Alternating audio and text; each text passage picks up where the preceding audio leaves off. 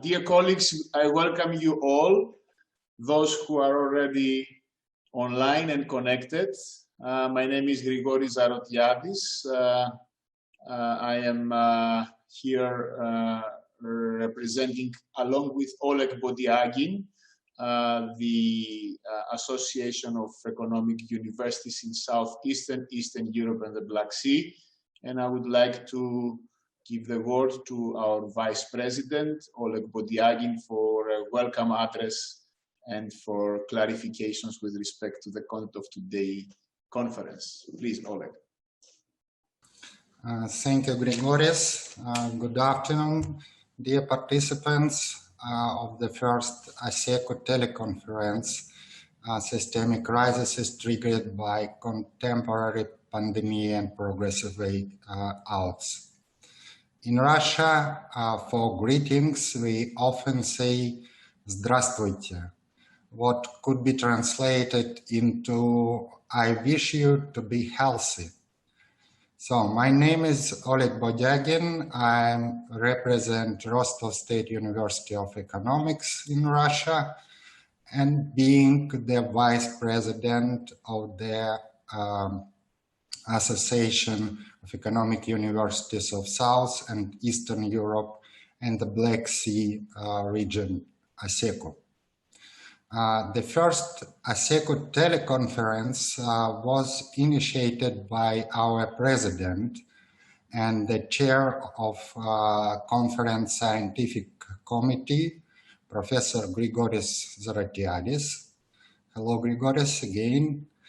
And was realized in a very short period of time, thanks to the effective efforts of strong teams of scientific and organizing committees of association, with valuable support of our partners forming the Black Sea and Eastern Mediterranean Academic Network, PSEMON. Following the word of Martin Luther King, I have a dream. I would add, I have a dream this teleconference will never take place. I believe all of us do so, but we cannot change what has already happened, these unexpected and tragic things, but we can and must respond to this. ASECU academic community cannot stay away from time-critical phenomena for their countries and the whole world, and with this teleconference tries to address the systematic crisis triggered by contemporary pandemia, which dealt a painful and very strong blow to the global economy, separate countries and people.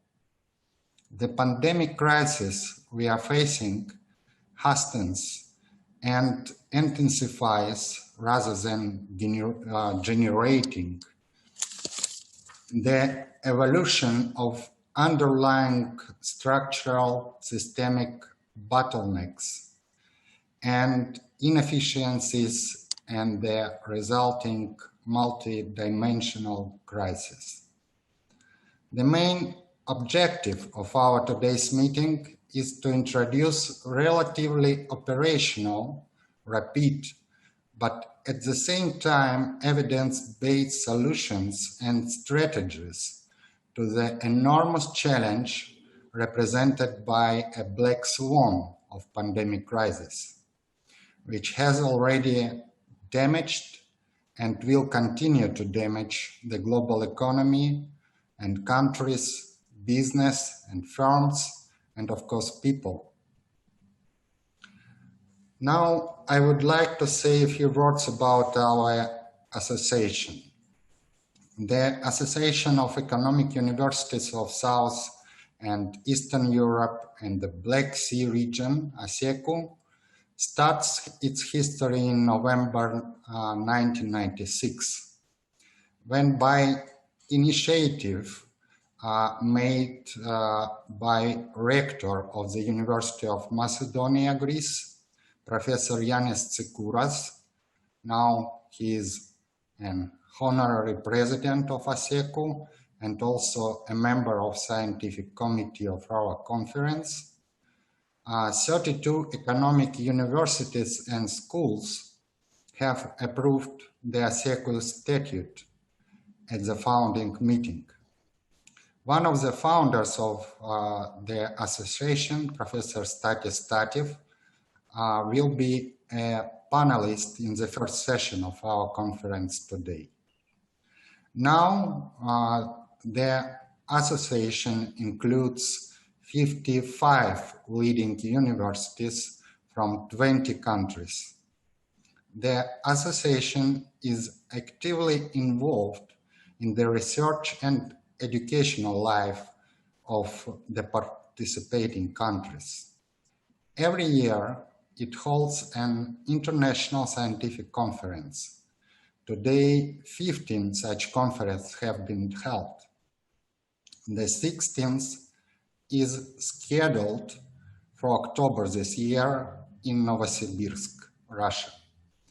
Today, we are hosting the first Association Teleconference. The association is the publisher of the Southeastern Europe Journal of Economics, the next issue of which will be also devoted to the topic systemic crisis triggered by contemporary pandemia and progressive ways out. In 2011, a significant event took place in the life of ASECU. On the initiative of Rostov State University of Economics, the association decided to create Students' Association of Economic Universities of South and Eastern Europe and the Black Sea region, ASECU Youth. The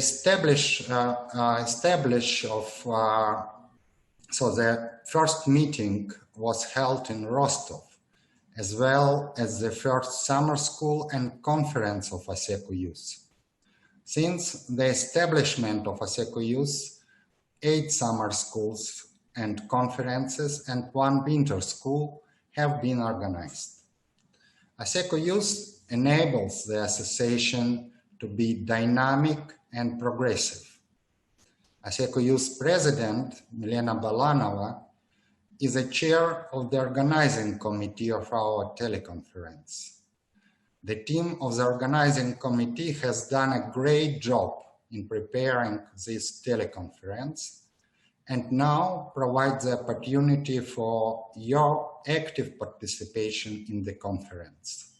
We'll help moderators to get your questions and address them to the speakers. We are coming very close to the start of our first session, and I'd like to give you some short notice how the conference will be organized. We have 3 sessions in our teleconference as a platform for lively discussion of 3 aspects of pandemic crisis: macroeconomic, business, and societal. Each one of the 3 sessions will consist of up to 6 panelists. Our panelists are very famous, invited world-leading experts in their area. Each panelist will have the possibility to speak for 5 minutes, presenting the main points of his or her intended contribution. For the rest of the session, moderator will coordinate an open discussion of panelists based upon the main ideas presented, as well as the questions that will be posted on Facebook page of our conference or provided via WhatsApp. All participants registered to the first ASECU teleconference will receive a certificate of attendance via email indicated in their registration form during the next 2 weeks after the teleconference. The proceedings of our teleconference, as well as video recording of the conference, will be posted on official websites of ASECU and ASECU Youth. Our next steps will be as following. One of the next volumes of the Southeastern Europe Journal of Economics will be devoted to the topic Systemic Crisis Triggered by Contemporary Pandemia and Progressive Way Outs. ASECU also plans to initiate publication of collective volume on the topics of our today's teleconference, with participation of our today's speakers as authors or editors. So that's it for now, and Grigoris, the screen is yours. Thank you, Oleg. Allow me, I have, as I see, 2 minutes more. Then we start 2 minutes earlier than 4:30, which was initially the time for starting of the first session. The first session of our conference will be, as we heard already, on the macroeconomic aspects of the issues generated and triggered by the pandemia of coronavirus. Allow me to say just the names and a few words of the people who are participating in this first session along with me. And I'm using the alphabetic order. We have with us Irai Haas, as I see he's already connected. He's Emeritus Professor of Economics at Staffordshire University in the UK and former Director of Center of Research on Emerging Economies. We have with us Professor Dr. Tatiana Hubenova-Delisinkova. She's a researcher in the Bulgarian Academy of Science and also President of the Union of Economics in Bulgaria. We have with us, he's also already connected, Michael Hudson, President of the Institute for the Study of Long-Term Economic Trends, Wall Street financial analyst, distinguished research professor at economics at the University of Missouri in Kansas City. And we have also with us Professor Dr. Jeffrey Sachs, University Professor and Director of the Center for Sustainable Development in the Earth Institute at Columbia University, and also advisor, advocate under Secretary General Antonio Guterres in the United Nations, especially responsible for the SDSN and the SDG strategy. And we have finally also with us, as we heard already by Oleg, Professor Statis Tatev, Director of Institute of Economics and Politics at the University of National and World Economy in Sofia, and former rector of the same university. As we said already, we will follow a first part where each one of you will have the possibility of addressing the macroeconomic aspects in the international context of the present pandemia. And allow me also to say just a few words in this direction as an introductory note. International organizations and local institutions constantly adjust in the last weeks their predictions with respect to the impact of coronavirus on national and world GDP, starting from zero growth in the beginning and coming into forecasts that include double-digit recessions worldwide. In order to counterbalance a well-justified pessimism of the citizens, workers, and producers, many analysts refer also to the so-called phenomenon of economic rebound to convince for the impermanence of any negative effects and shocks. Indicatively, the European Commission just a few days ago published a revised forecast and announced that for Greece, for instance, the recession will be almost 10%, minus 10% in 2020, and it will go, however, in 2021 into a dynamic recovery of +8%. Regardless how realistic an economic rebound may be and how quickly this will emerge, economists may overlook, some of them deliberately, another possible macroeconomic outcome, a negative one, similar to another natural phenomenon that is the one of destabilizing coordinated fluctuations. An induced temporary fluctuation of GDP may have severe economic effects when this is coordinated for almost all economies worldwide. If we take into account the significant structural weaknesses pre-existing in the world economy, the risk of a collapse is more than obvious.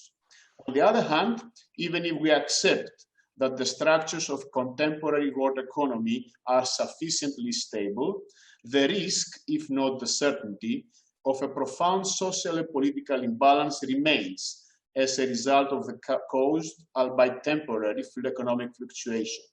Even if we fully recover in terms of per capita GDP, it is unfortunately very likely that a few millions of workers and self-employed people may be hardly affected.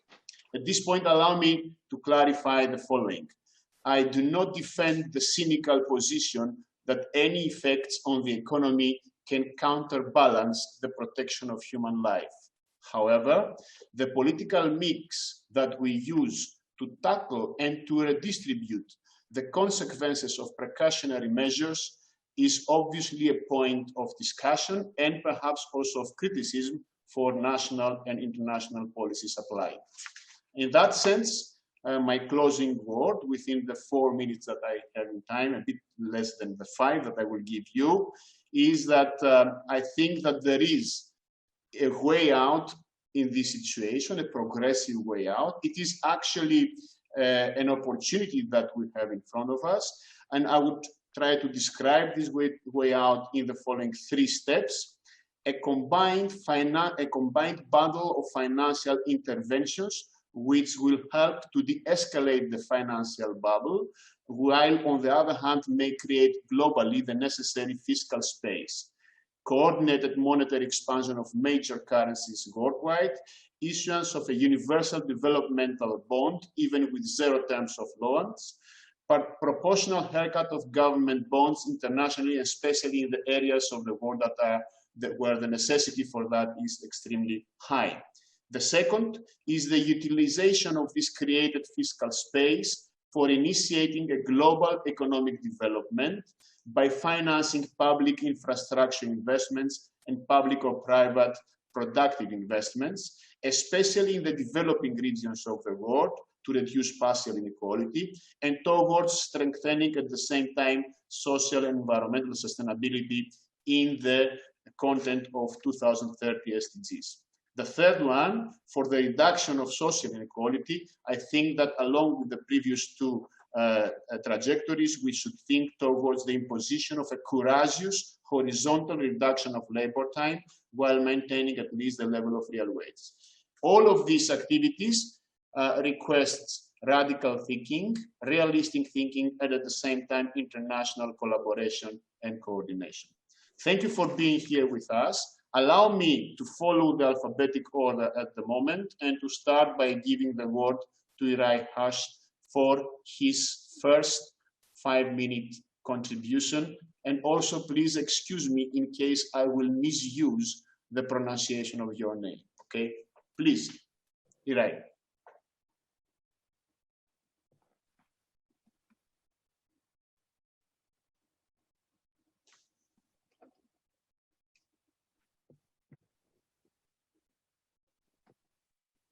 Irai, you have to open your mic.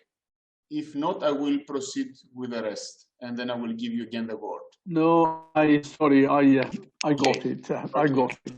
Good afternoon, colleagues and friends. It's very nice to be here with you, albeit at a distance. These days, we hear from politicians all over the world that we are in this all together.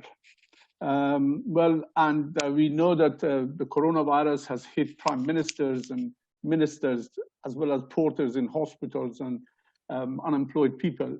But in reality, we're not in this all together. And that's what I would like to talk about, COVID-19 and inequality. Of course, the starting point of the pandemic was the unpreparedness of health services in most countries for this pandemic. And to a large extent, this was the result of a decade of austerity. In the United Kingdom, certainly since 2010, the health service, as well as other public services, have been under severe cuts to their budgets. Health service was pared down to bare minimum, to bare bones during this period. There were not enough ICU beds, there were not enough ventilators, there were not enough personal protective equipment, testing equipment, etc. In addition, the health service had something like 40,000 vacancies from doctors to porters, and which they could not fill. And this, of course, was exacerbated by the Brexit process. So that was the background. Health inequalities have been across different socioeconomic and different ethnic groups have been well established. It's been a feature of certainly 21st century, sorry. And particularly in the decade of austerity, along with increasing income inequalities, the health inequalities also expanded to the point that, in fact, this year, that is 2019, for the first year, there was a fall in life expectancy in certain areas of the United Kingdom for the first time in decades. So health inequalities also expanded during this pandemic. Now, impact on socio-economic groups in the UK. We can look at, of course, inequalities in many ways, but one good way is to start from socio-economic groups.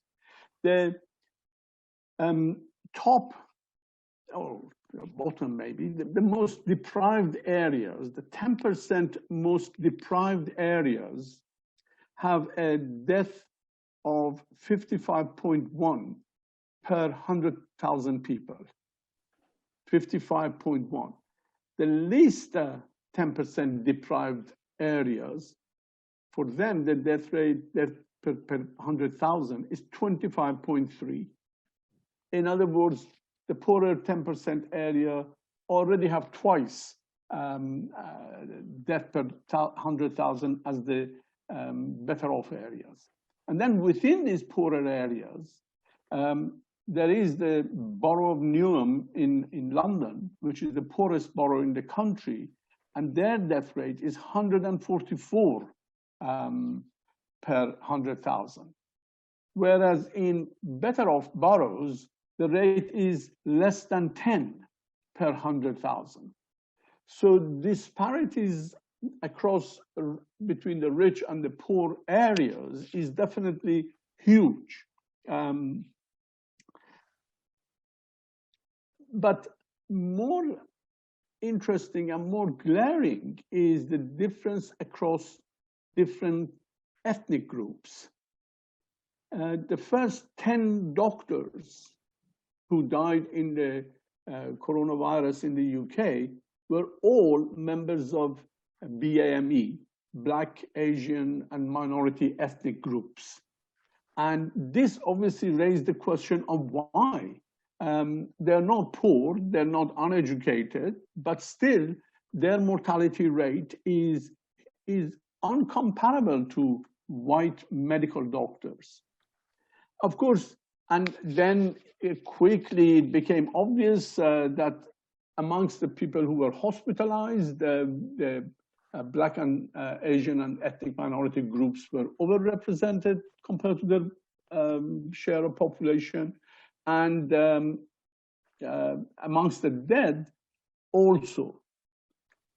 Now, we know that the ethnic minority groups have certain characteristics. For example, some of them have severe underlying health conditions. We know that they live in overcrowded accommodation in densely populated urban areas. We know that they are generally younger than the white British population. We know that they have occupational exposure to the front line of pandemics. They work in hospitals, often in lower grade jobs like nursing assistants and cleaners. And also in public transport, they're overly represented. But in addition, they are also highly exposed to shutdowns and to the lockdowns in terms of working in shutdown industries, in self-employment and single earner households. So the ethnic minorities already at a disadvantage to begin with.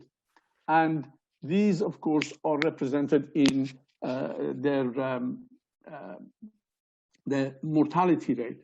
I'll try to share. Professor may I shortly trying to keep the 5 minutes period Yes. for the beginning. You will have also the opportunity to continue in the second round. So please, if you please. Yes, I would just like to share a graph with you. I don't know whether do you see this graph? Yes. Okay, this is. I'll just try to, and I will stop here. You can see that this is a graph of, on the horizontal axis, we have how many times the white population, the ethnic minorities, are likely to die of COVID-19. And on the vertical axis, there are different ethnic groups. The Black, African, and Caribbean group have more than 4 times likely to die of COVID-19 than the white population. The Bangladeshi and Indians are slightly less, around 3.5 times, and the others less so. Of course, part of this disparity is explained by age, demographic characteristics, and underlying health conditions, and socio-economic conditions. But even if these are stripped away, we still get highly unequal susceptibility to death by COVID-19. I stop at this point. Thank you very much. Thank you. You can turn back the screen to the right. Yes, I'm trying to, and I will. Right. Let me see. Okay. I have to unshare it. I'm sorry. Yeah. Oh, okay. From the bottom. Okay. Okay. Thank you. Thank you, Professor. And we can continue for the first contribution of Professor Tatiana Fubenova-Delisinkova. For 5 minutes, if it's possible, please, you will get all of you the possibility to counter argument afterwards. Thank you. Let me greet everybody, and especially the organizers, for choosing the topic of this conference, because we are contemporaries of an extremely equal for the humanity problems, which make us think maybe in common values. And what Professor Hoshi has underlined as the multicultural, ethnic variety of a country's problems to fight the coronavirus. This is very interesting in cases of such country as Bulgaria, where we had the problem, though I wouldn't start with this problem, with some minorities, the Roma population, that have been labor migrants in the times of our European integration in the last more than 10 years, these were being the weakest socially people. They took the freedom of movement to find jobs, maybe less paid jobs in West European countries. But they have been the first in danger to come back to the country. And they have been bringing a lot of problems because they lack the social securities. They lack them in the Western countries, and they are bringing here the contagion, which causes extreme efforts of our all institutional order created to fight the pandemic. I'd like to say in the short time that Bulgaria, for these 2 months and a half, we are under this quarantine and the mitigation which has been the purpose through combination of case isolation, social distancing of the entire population, household quarantine, school and university closures that have been carried out. In all this short time, several conclusions may be drawn. First of all, our government has taken a very rapid reaction for introducing the quarantine. This has caused a lot of political unrest, maybe, let's say, because the people, to a certain extent, had to get used to the seriousness of the situation and the way the contagion, which is unknown, is spread over. So far, the contagion is cluster type spreading, not dispersion spreading. And this is the success of the government measures and institutional order of the health system that have been introduced. I think that the second very important conclusion from Bulgaria's experience is that now this crisis shows that we have to be deeply concerned about the public order and public investments in the healthcare system reform. Because even in recent 2 weeks, the weakest points of the contagion have been in such regions, in 2 regions of Bulgaria.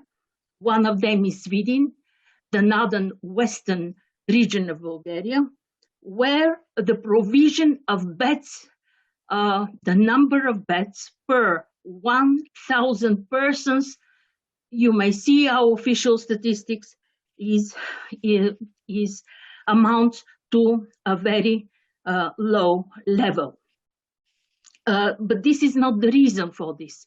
The reason is the contagion, the mechanics of contagion that has been brought through the labor mobility of people coming from abroad and the labor mobility of low-paid people that are in danger. They have come back to their home country. Second very important conclusion from Bulgaria's experience, that as an open country, we are very much dependent on the situation in our main trade partners and economic partners from the European Union, Germany and Italy, where not only the economic recession that is dated back from the last year, but also the contagion and the fight against contagion is treated in different ways and with different success. Another important issue is that Bulgaria's situation as a member state of the European Union for more than a decade has been to follow a very strict fiscal discipline in order to achieve macroeconomic convergence with the European Monetary Union criteria to become a member and to join the Eurozone. On one hand, this is an advantage because our indicators for budget deficit and for total gross government debt give us the capacity to worsen some of these to worsen the balance achieved, to worsen in case that high budget expenditures are made. And this our government has also introduced decision for increasing, it passed through the parliament, increasing the level of by special law of the government debt, so that to allow for a more successful carrying out of the measures for mitigation of the coronavirus, the pandemic. The interventions which are introduced, I think, have passed only their first stage. We are, since several days, by decisions of our institutions, in expectations of second stage of economic measures to support, especially to support the business, the businesses of middle, small, and medium and middle-sized companies, which are hardly hit by the coronavirus, especially in the tourism, in the restaurant sector, in other services, transport services especially. And this is another systemic issue.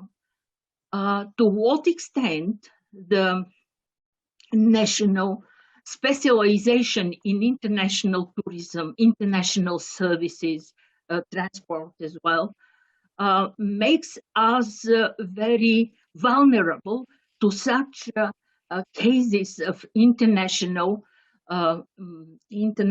crises, which are very quickly transmitted to through the employment, through the business agents, transmitted to the level of incomes of the households and the population.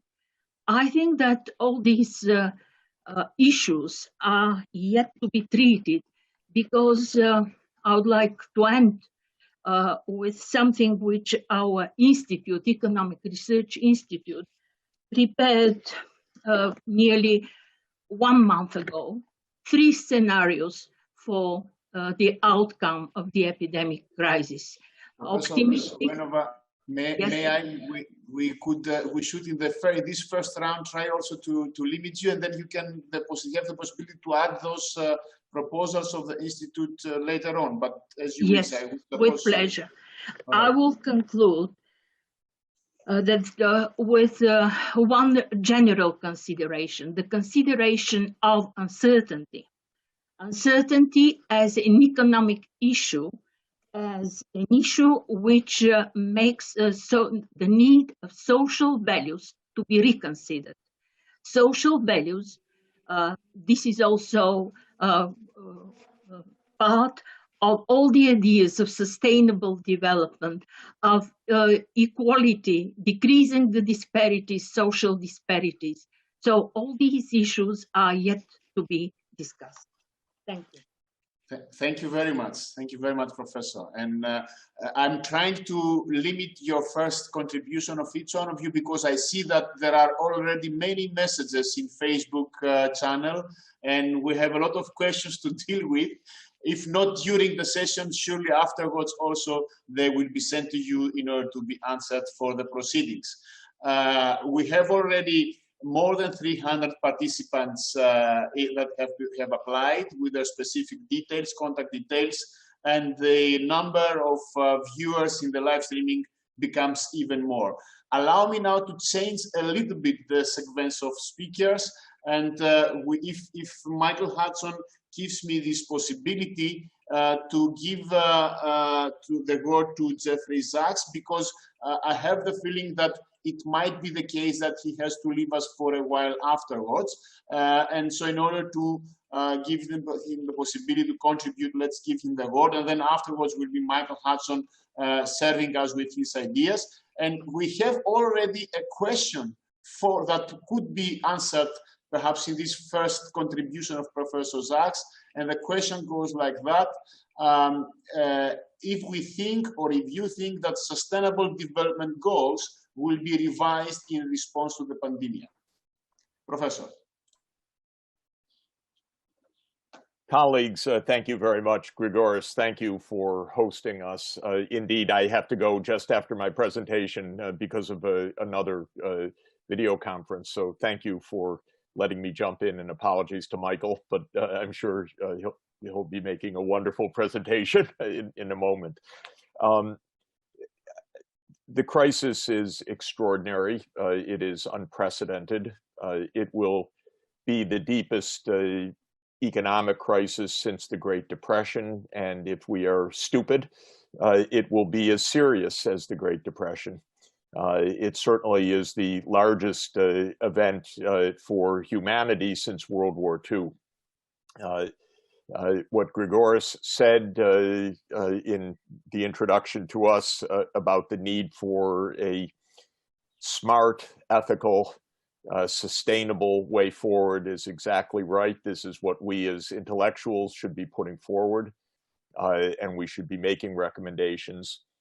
My country is in the hands of the biggest fool and idiot we have ever had as President of the United States. He is a psychopath, and I want to use a good Greek term, mentally disordered and killing Americans by the tens of thousands through his ineptitude. This is a tragedy, and I don't say it to provoke, I say it to explain. We have 75,000 deaths. They will continue to rise sharply. They're rising at 2,000 per day at this point. Our government completely fails, totally fails to do public health. This is not to say there aren't heroes in the hospitals, at the front lines, the policemen, the first responders who are also getting sick. But because of the idiocy of our government, we are not isolating infected people. We are not contact tracing. We are not providing quarantining because of the corruption of the American politics, which was more interested in lobbyists and in inside deals than it was in competency. We don't even have tests that helped us in the first 8 weeks of the epidemic. It got completely out of control. And my first message to every country is the priority right now, bar none, is stop the transmission of the disease. Public health is economics right now. There is no other economics but public health. And by public health, I don't mean hospitals. I mean stopping the transmission of a pandemic. And if you want to be sure that this can be done, look at China, Korea, Taiwan, Vietnam, Australia, New Zealand. They have stopped the widespread transmission of the virus. They will open their economy faster. They will save lives. The idiots running my country don't understand the most basic things. They're not just idiots, by the way, they are near fascists. This is what we're really confronting in the United States. It is the worst, most dangerous political situation we have faced since the Civil War, I would say. And I don't know how we will come out of it. It is just at the edge of survival of our democracy itself. And I'm not exaggerating. This is extraordinarily dangerous. So please, first order of priority, stop the virus. That is not a hospital function. That is a public health function. That requires public health cadres tracing every case, helping to isolate, helping to quarantine. It requires every business taking the temperature of every employee every day, of monitoring the symptoms of every worker every day. Otherwise, there's no safety in the workplace. It's not even possible to imagine going back to work safely. Again, the idiots in my country can't keep the factories open because they don't understand the first thing about public health. Those of us who are in intellectual occupations work at home just fine. We don't have the problem. People who have to go into work need safety at the workplace, but we don't have it. Look to East Asia for the successes, please. Europe and the United States failed terribly. Terribly. Western Europe, not Eastern Europe, not the Black Sea region. It was alerted later. It had fewer cases. It clamped down. But to open up, you can't just open up because there are few cases. This is an exponential process that will return. You can open up by doing public health. And for countries like Greece, which have a big tourist sector, how to reopen an economy safely is the preeminent issue. You can't just open up saying we have few cases. What will the security be? How to monitor intensively? How to keep the caseload low? For the Black Sea region, the biggest risk right now is Russia, because there's an explosion of the epidemic taking place in Russia. We don't even know how much, but we know that the deaths are undercounted and that the cases are expanding very, very rapidly. So this also requires regional cooperation, but until then, closed borders, basically. And without that kind of management, we won't get anywhere. There's a lot to talk about. Time is very limited. If we were smart, which we're not, at least not in my country, we're not smart. But if we were smart, we could have a V-shaped recovery. You can stop an epidemic within 3 months. And if you're good at this with public health, you can reopen the economy, not the way it was before, but still reopen. But we're not smart. So we're going to have waves of this epidemic. And we're not going to be able to open the world economy. If Trump wins re-election, the United States will collapse politically and socially. And he may well win re-election. Basically, half the country supports him, even as the deaths rise by tens of thousands, because we are in a near fascist environment right now, with demagoguery, with lies, and we could have a geopolitical crisis that's very serious, as well as the financial and the economic and the social crisis, because Trump's way of acting on this is to try to have a Cold War or worse with China. And this is also as stupid as you get, but we have a president who is as stupid as you get. So it's dangerous. Do public health. That's my first to 10 messages, because without stopping the epidemic, you cannot reopen the economy. Grigoris, I want to follow up with you on your ideas about promoting a humane, wise, fair, decent approach. And just to say, it's not going to come from our politicians, at least not in my country. We're fighting our politicians. We're really in danger from our politicians because our system became completely corrupt and broken. So we're going to have to do this because the public wants this, because this is for the common good.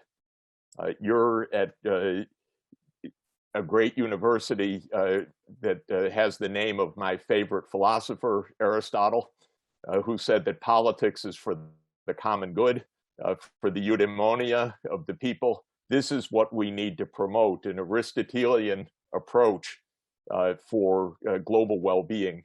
The vast proportion of humanity wants it. The Trump family does not want it, but this is really going to be our struggle. So thank you very much. Thanks for letting me share a few thoughts. I have to go, unfortunately, because I have to jump off for another call. Thank you, Jeff. Thanks a lot. We can continue. We let our colleague Jeffrey Sachs to have a few minutes more, because unfortunately we will not have him, as it seems to be the case, afterwards. Now we can continue with the first introductory notes of Michael Hudson. Dear Michael, we are also very glad to have you with us. Please take the vote. Well, I think you're quite right in organizing the conference to point out that today's pandemic crisis, as you put it, hastens and intensifies the internal contradictions that have been building up. Now, a lot of these contradictions are going to be blamed simply on the virus. But the fact is, I want to talk about the underlying problem. And the underlying problem is the debts that have been building up for the last few decades. We're in a situation very much like a war, and there are winners and there are losers in the war. And the winners usually demand reparations. And in this case, the winner and also the aggressor is the financial sector, which has sort of led to the breakdown. It's the great destabilizing factor, because right now you're having businesses that have retail, stores, airlines, businesses closed down. It's not able to pay the rents to the landlords. The landlords are not able to pay the rents to the banks. The workers have been laid off. They are unable to pay the rents, unable to pay the creditors. They're more deeply in debt. And the states and cities like New York State and New York City are broke because they have to pay local unemployment insurance. They don't have tax revenues for sales taxes or income taxes. And so what you're having is a debt crisis simultaneously with a fiscal crisis. And the question is, how do we get out of it? What is happening is what legal contracts in the United States, and I think abroad, call an act of God. What do you do when economic activity is disrupted and the flow of payments that people have every month, the debt service, the rents, or the mortgage, or the credit cards, or the other basic expenses? What do you do when they can't be paid? And I think this crisis, what's being laid bare, is a problem that's occurred in Western civilization for the last 2,000 years, which is completely different from how other civilizations have handled things. I want to go back to, my field is Bronze Age archaeology, and I want to go back to how, where the act of God stipulation originated, and that was in the laws of Hammurabi in 1750 BC. And the question is, what the Babylonians had to deal with was, what do you do when there's a flood, or a drought, or warfare, or a pandemic? Very specific. What do you do when all of a sudden you have the cultivators, the citizenry on the land, who owed the crops to pay the debts that have come up during the year, who owe the taxes? What do you do when they can't pay the debts and taxes? Well, Hammurabi was quite specific in this. His 48, paragraph 48 of his laws said that there's a debt and a tax amnesty when the weather god, Adad, creates a flood or prevents the debts from being paid. If the storm god floods the lands, the debts don't have to be paid, the rents don't have to be paid. The idea was, how do you restore continuity? Well, that's the same problem we had today. And what Hammurabi and every other Babylonian ruler and Sumerian ruler and Near Eastern ruler between about 2500 BC and the 1st century BC, they all would proclaim amnesties in such circumstances, because if they didn't, then these cultivators would not be able to pay the debts to the creditors, and they would fall in literally into bondage. They would owe their labor and the crops to the creditors. Well, if they paid to the creditors, they couldn't pay the palace, the taxes. If they owed their labor to the creditors, they couldn't work on the corvée labor to build the infrastructure, which they had to do. They couldn't even serve in the army, and the whole society would have been destroyed. So when Hammurabi and every ruler of his dynasty proclaimed a clean slate, canceling the debts, canceling the arrears, to go back to the normal situation, the effect was to prevent a creditor oligarchy from developing. Well, all of this changed really in Rome, in Roman times, when they said God only protects the financial sector. Cicero and the other Roman leaders said all the debts have to be paid, and the financial class in Rome, the oligarchy, used every crisis as an opportunity to grab the land of the smallholders, to force the population into bondage, to get control over them. And in a way, we're seeing the same dynamic ever since occurring throughout the post-Roman Western countries. You're seeing it today. The creditors are now already saying, we're going to begin to buy up the real estate for the landlords that default and can't pay their debts. There's going to be a huge bankruptcy scale, and we're going to be the winners. And large private capital funds have already announced their intention to begin buying out the retail stores that have gone bankrupt, along with their real estate. The individuals who are unable to pay their debts, the workers who've been laid off, are told, borrow from your Social Security so that we won't have to pay Social Security later on. The states and the cities that Jeffrey Sachs mentioned, what the president has said, it's not only President Trump, it's the Republican leadership.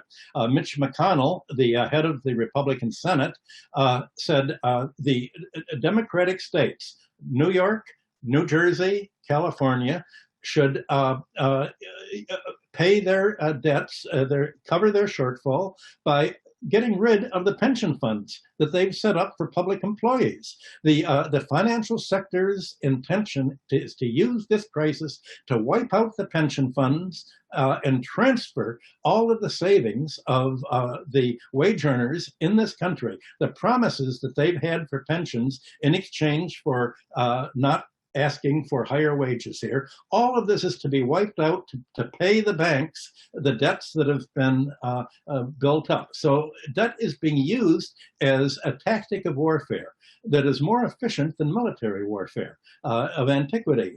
Debt is being used to strip away the assets of middle-class people, of homeowners, of employees for the pension funds, employee savings, to suck these savings and the property all up to the top of the economic pyramid.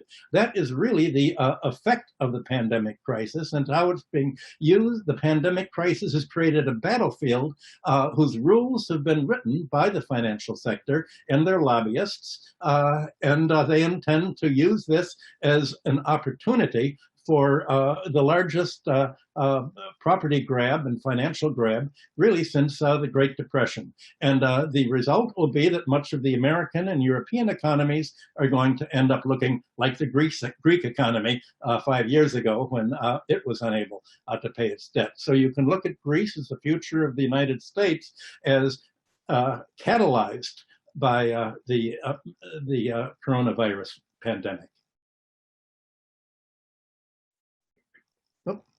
Michael, thank you very much for your contribution, for your first contribution. It's already a very vital and very interesting discussion. I'm continuously being fed with different questions, but we have to give the word also to Professor Stati Statev. Last but by far not least, he is, as said before, the former rector of the University of National and World Economy, member of the board of Bulgarian National Bank, and also one of the initiators of our association. So, Professor, please, the word for your 5 plus a few more minutes. Thank you, Gregory. First of all, congratulations for the organizers of this significant event and to all the participants. I dare say that the conference we are running is simultaneously on time and in time. On time is clear, in spite of not keeping in 5 minutes, but I'll try to keep it. Why I think that our event is in time? Yes, it's a crisis. Social crisis, economic crisis caused, let's say, by the pandemia and COVID-19. Production is falling down, as Gregory said in the opening speech as a moderator, even in two-digit figures percentage. Incomes are decreasing. We see the last words of Michael, what happening if the financial chains are destroyed. Unemployment is decreasing rapidly.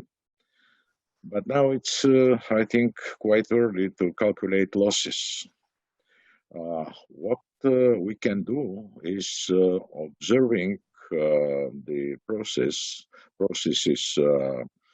which are going now to try to find out what will be and should be the changes which will trace the future after the crisis, because we do not know even now how this will finish and when it will finish. So we have to predict as scientists what will happen, and to in spite of the criticism, I like very much Jeffrey and what he said, especially for the new fascism. But it is different in different countries, from China to Switzerland. The government policies coping with the pandemia, but here we're talking much more wider. How to foresee the future socio-economic development. What is visible up to now in spite of the crisis indicators?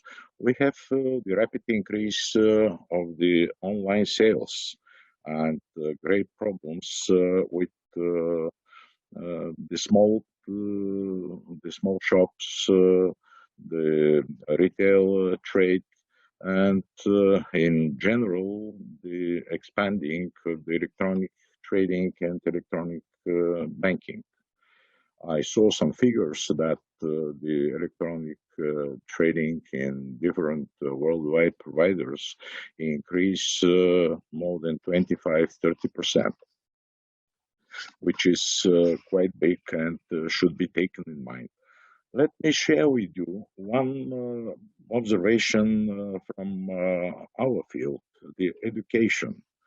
In our Ministry of Education, Bulgarian Ministry of Education, we have a plan that will need 10 years for the gymnasiums and primary and secondary schools to go on the online education. For the universities, the process is a little bit further, but maybe it will take in normal terms 5, 6, 7 years. And now what happened? Overnight, we became an online education, and it is working. And it is working all over the country with all the people, so with all the students. And if I want to share my opinion with you, just for a discussion, my observation is that the online work is more than 2 times more effective than in a normal work, in what we used to do. But this is another story: how to keep people to work without meeting others. Expanding these thoughts on the national, multinational, and global level, we see that the gaps between people, between social groups, between regions are becoming bigger and bigger. Our social and economic development is like the model of the universe of worlds and planets and systems which are going further and further and further, and as a whole, social and economic stratification and differences are growing and growing. What does it mean? It means that the economic order we have after the World War II is not existing. We know this from the crisis 73-74, but nothing has been done. All the countries, especially superpowers, they continue the way which is not efficient even for them and for all of us. And I want to mention that all the world-wide institutions created, United Nations with all its sub-organizations, the World Bank, International Monetary Fund, etc.,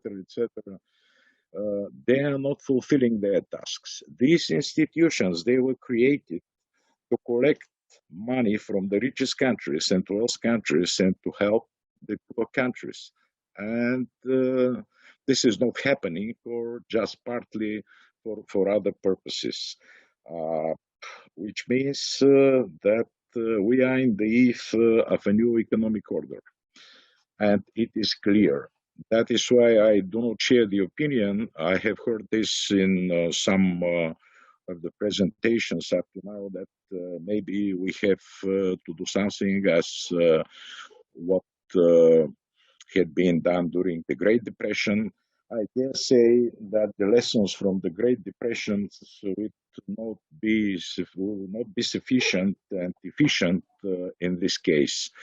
I think that in the way of finding the new economic order, and it will happen anyhow, we need a new economic order, we need new financial system, we need a new worldwide supply chain and supply chain management. So I think that all these ideas should be sent all over the world, to all the governments and to all business. These will be not the governments who will make the economy and the society raised up as it was during the Great Depression. I think that all the efforts from the personal level to the global level should be combined just to make our new world. Thank you. Thank you, Stati. Thanks a lot, Professor Statev, for your contribution. Dear colleagues, we have 35 minutes. I think it is enough for a second round.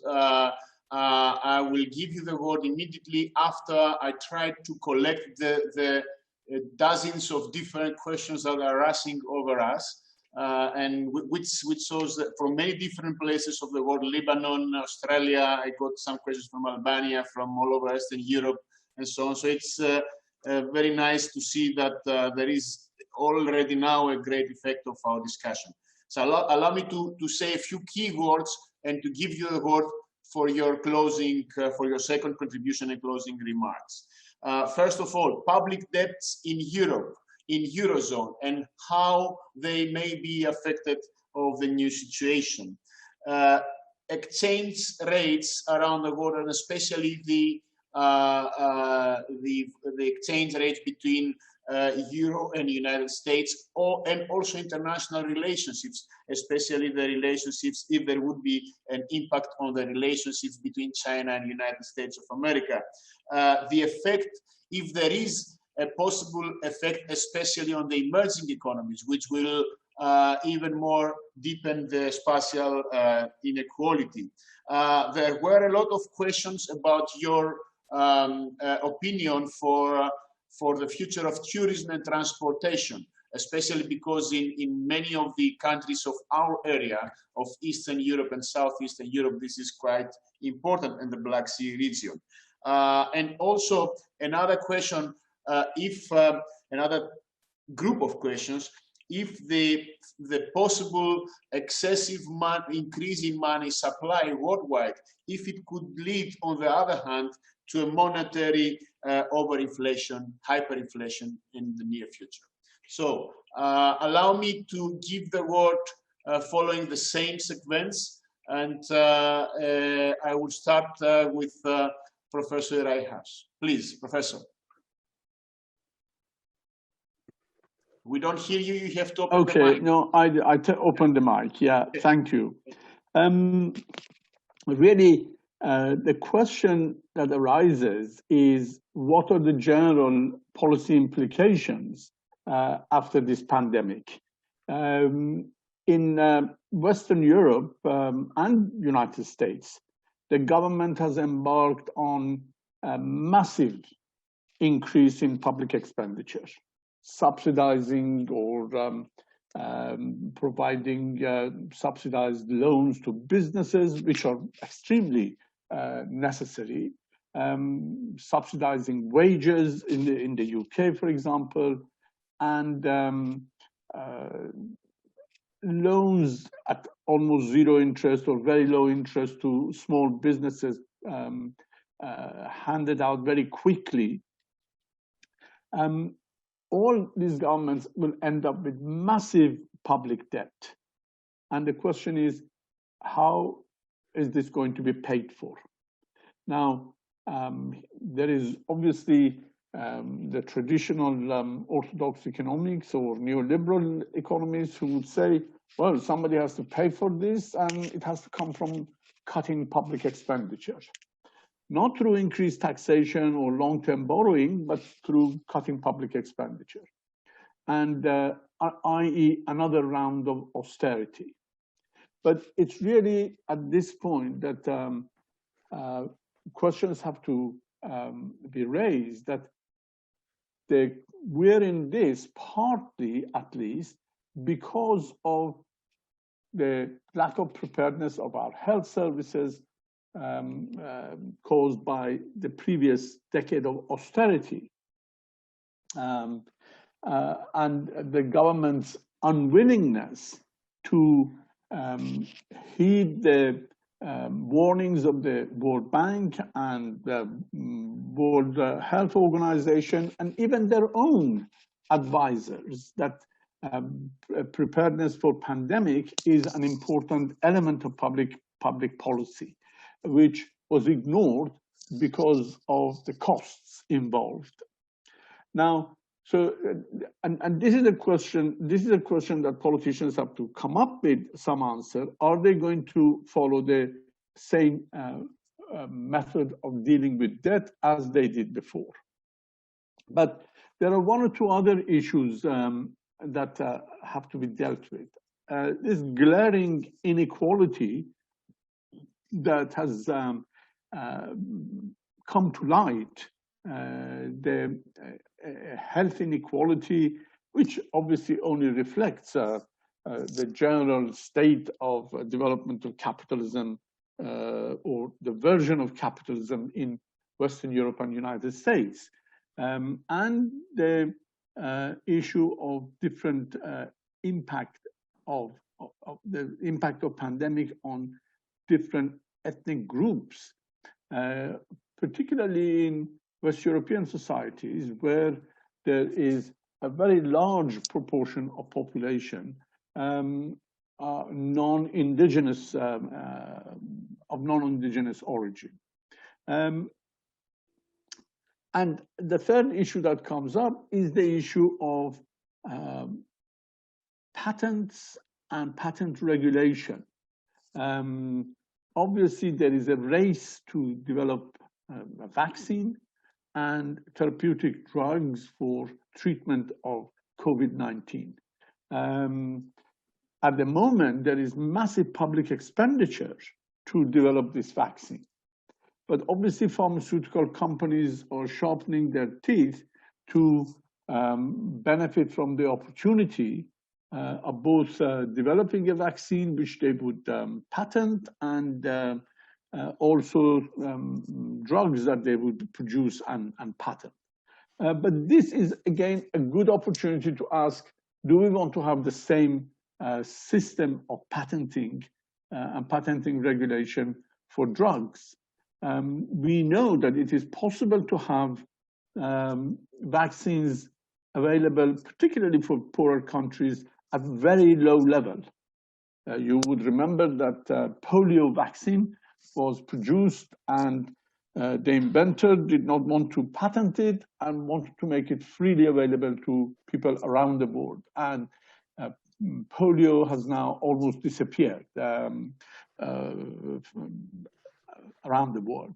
Similarly, we have annual flu injection, flu vaccines that is changed every year through publicly funded research through World Health Organization, and that is produced at very low cost and provided for all countries almost free.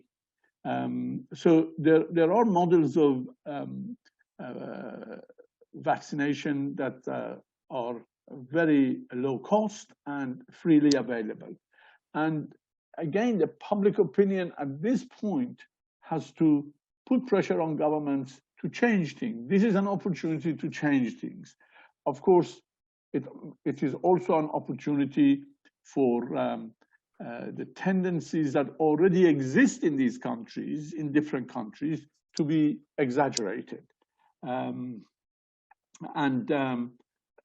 will see how things pan out. But it is an opportunity to deal with some of these questions. I would just briefly say the effect on emerging economies. I would say effect on developing economies whose economic situation has been completely disrupted. Their exports have been disrupted, exports to advanced countries. Their own economies have been seriously affected because of the lockdowns that they have rightly imposed on their population. But because of the absence of social safety net in most of these countries, the population are being more and more impoverished, and something has to be done about them. They already are suffering from heavy burden of debt, and this calls for some form of international solidarity, either suspending or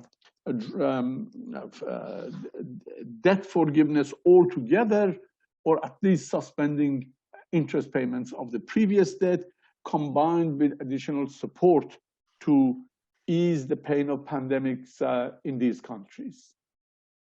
And this is not, of course, only from the point of view of international solidarity. It would be in the long-term interest of the developed countries to do this too. Thank you very much. Thanks a lot. Thanks a lot, Professor. Dear Tatiana, Professor Hubenova, it's your turn. Please take the floor. Yes, thank you. I would like to discuss, to add up some thoughts about the phasing of the fight against the pandemic and the changing economic priorities, which are crucial. As I fully agree with Professor Hudson's thoughts about the issues of indebtedness. The debts have been raised, especially because there has been a long period of low interest rates, and this has encouraged borrowing. And although through different channels and to different extents across member states of the European Union and the Eurozone, this has weakened the banking, pension funds, and life insurance sectors.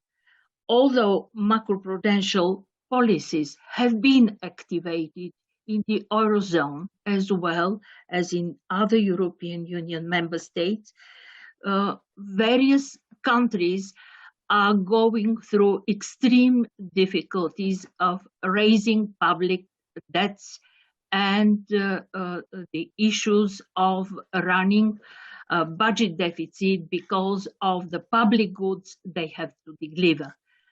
I think that the direct cost of discretionary measures, non-pharmaceutical measures, as they have been called, emergency health and lockdown measures, plus economic relief, will be in most of the countries of the order of the magnitude so far above in our countries is nearly 2% of the GDP so far. In other countries is reaching 10% of the GDP. This may seem a large number, but as we say, recognizing that the health of the citizens is the most important private good is very vital issues for the present. Together with the fiscal stabilizers, there is much need of action plans which have to take earlier or on time medium-term measures and packages of economic interventions in order to keep households, to keep small and medium-sized businesses which can keep the economy running to the new normality, keeping the rules of social distancing and providing for self-maintenance and self-employment of the people. Another crucial issue is agriculture. We have in Europe, in the European Union, these migrant workers involved in agricultural work. Under the present regime of quarantine, I think the countries should not allow for such seasonal workers being moved to seasonal work at the risk of increasing the contagion. This is something which we observe so far, and this should be stopped.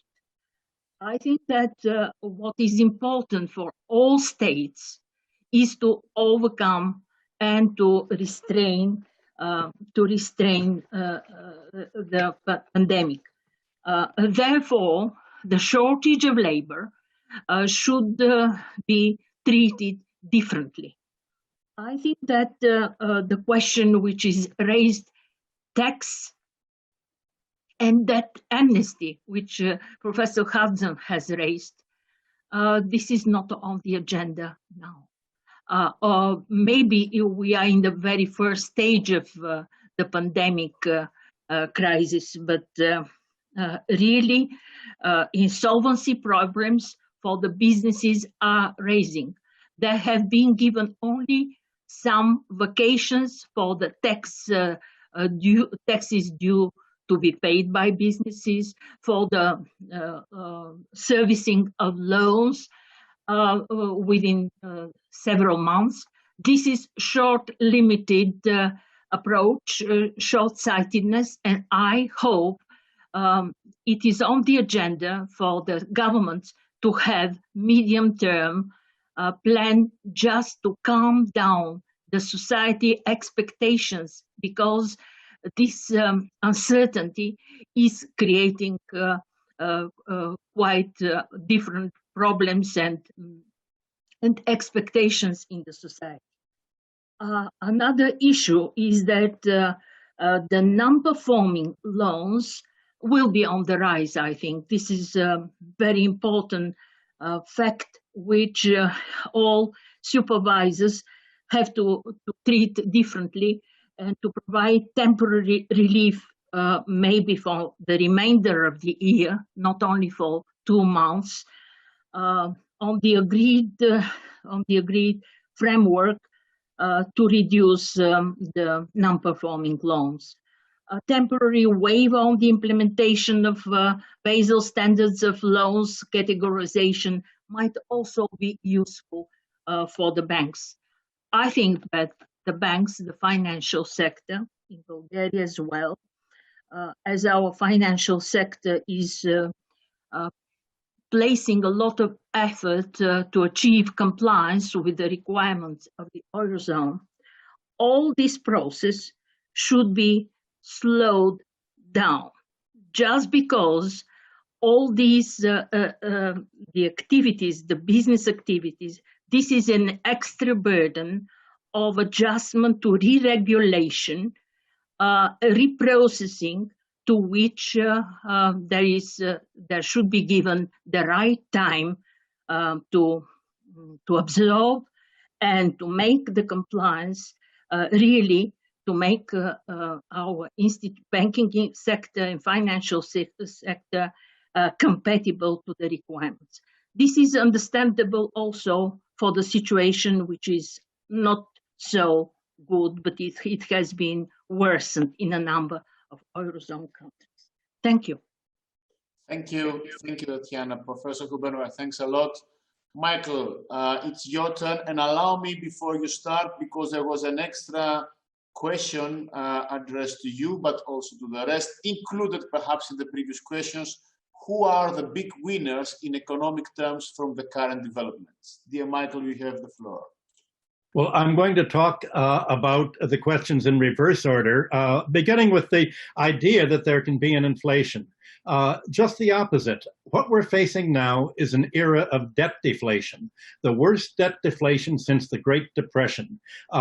For one thing, I already described how there are going to be major defaults in real estate, especially for commercial real estate, for stores, for all of the businesses that are going without any income now and are having their rents accrue.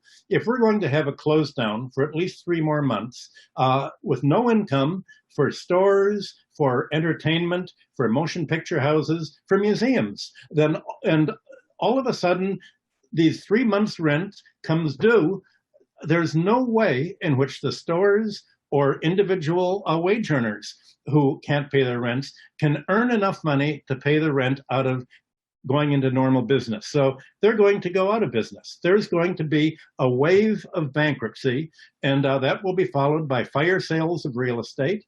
The unemployment is going to lead to lower wage levels. There are also going to be cutbacks in public spending. Social services will be cut back. Privatization sell-offs will occur. There will be, like Margaret Thatcher in England, is now going to be imposed upon Europe.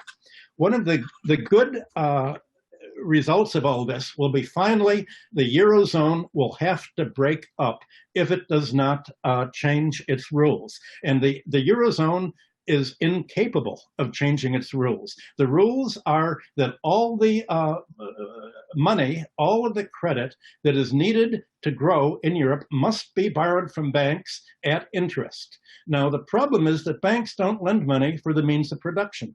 They don't lend money to the consumption economy or to build factories. Banks lend money against assets already in existence, mainly real estate, houses, buildings, and also companies to corporate raiders to buy other companies. So the effect of this bank lending has been to inflate the price of real estate because a house or a building is worth whatever a bank will lend against it. You have built in an unproductive financial sector, and the government is prevented in Europe from having a central bank that simply runs deficit spending into the economy. Now, just look at what the United States has done. $10 trillion it's put into the economy, mainly into the stock and financial markets, the bond market, the real estate market, not production, but at least it knows that, as modern monetary theory explains, a central bank can simply print the money and create the money. Europe does not do that because the governments of Europe are not democratic. Europe is governed by the central bank of Europe that works for its customers, the commercial banks. And the commercial banks say, we want to starve the economy of credit so that we, the commercial bankers, can create the money to lend to our customers and make in interest charges and financial fees and our own financial speculation that all of the growth, the surplus that Europe produces should be turned over to the financial sector. That's what the Europeans have voted for. The Europeans vote for lower wages, cutbacks in public services, lower pension fees, and this cannot last in the face of the crisis. Obviously, you're having a disparity between Italy and the Mediterranean countries, much like Greece before, countries that need credit in order to recover. The Eurozone refuses to provide the credit that's needed to get through the coronavirus. So the Eurozone is treating Italy, Greece, Portugal, Spain, just like President Trump here in America is treating the democratic states like New York, New Jersey, and California. The effect is to sort of create a deflationary crisis, making it impossible to pay the backlog of debt, the backlog of rent, leading to a power grab. And the result is going to be something very much like feudalism. In the United States, it's suggested that for student loans, for instance, or for loans to wage earners, well, why don't you sign a deal with the bank that we will get 10%, 20%, 25% of everything that you earn for the rest of your life. Well, this is like a tax, but it's a payment very much like the serfs had to turn over the economic surplus to the lords. Well, now the wage earners, small business, big business, in America and Europe is going to have to turn over the money essentially to the financial sector in order to survive. And this is a crazy way. And part of the problem is that unlike non-Western societies, unlike even China today, credit in Europe and America are privatized. The supply of credit, like money, should be a public utility, just like public health should be a public utility, just like roads and communication should be a public utility. Europe has let it be privatized in an aggressive, predatory way. So as long as your governments subordinate the will of democratic voters to whatever the central bank tells you, you're not a democracy. And Jeffrey earlier mentioned what Aristotle thought. Well, Aristotle explained a kind of eternal political triangle. He said many constitutions appear to be democratic, but they're actually oligarchic. And that's because democracies tend to evolve into an oligarchy. And the oligarchy makes itself hereditary into a aristocratic ruling class. And finally, thank heavens, some of the wealthy aristocrats fight among themselves, and they try to do what Cleisthenes did in Athens in 406 BC, and take the masses into their camp and become democratic in order to mobilize support in the citizens against the other aristocrats. And then you have a democratic revolution, democracy that again develops into oligarchy, and it's the eternal political triangle that Aristotle described. Well, that's what you have in Europe. It's not a democracy anymore. It's an oligarchy making itself into the same kind of hereditary aristocracy that I'd hoped that Europe had overthrown after World War I, when you got rid of the kings, you got rid of royalty. But all you've done is, by getting rid of the kings, you've opened the way for a new kind of monarchy, and that's the monarchy of finance. And that's the task before you that you'll have to solve.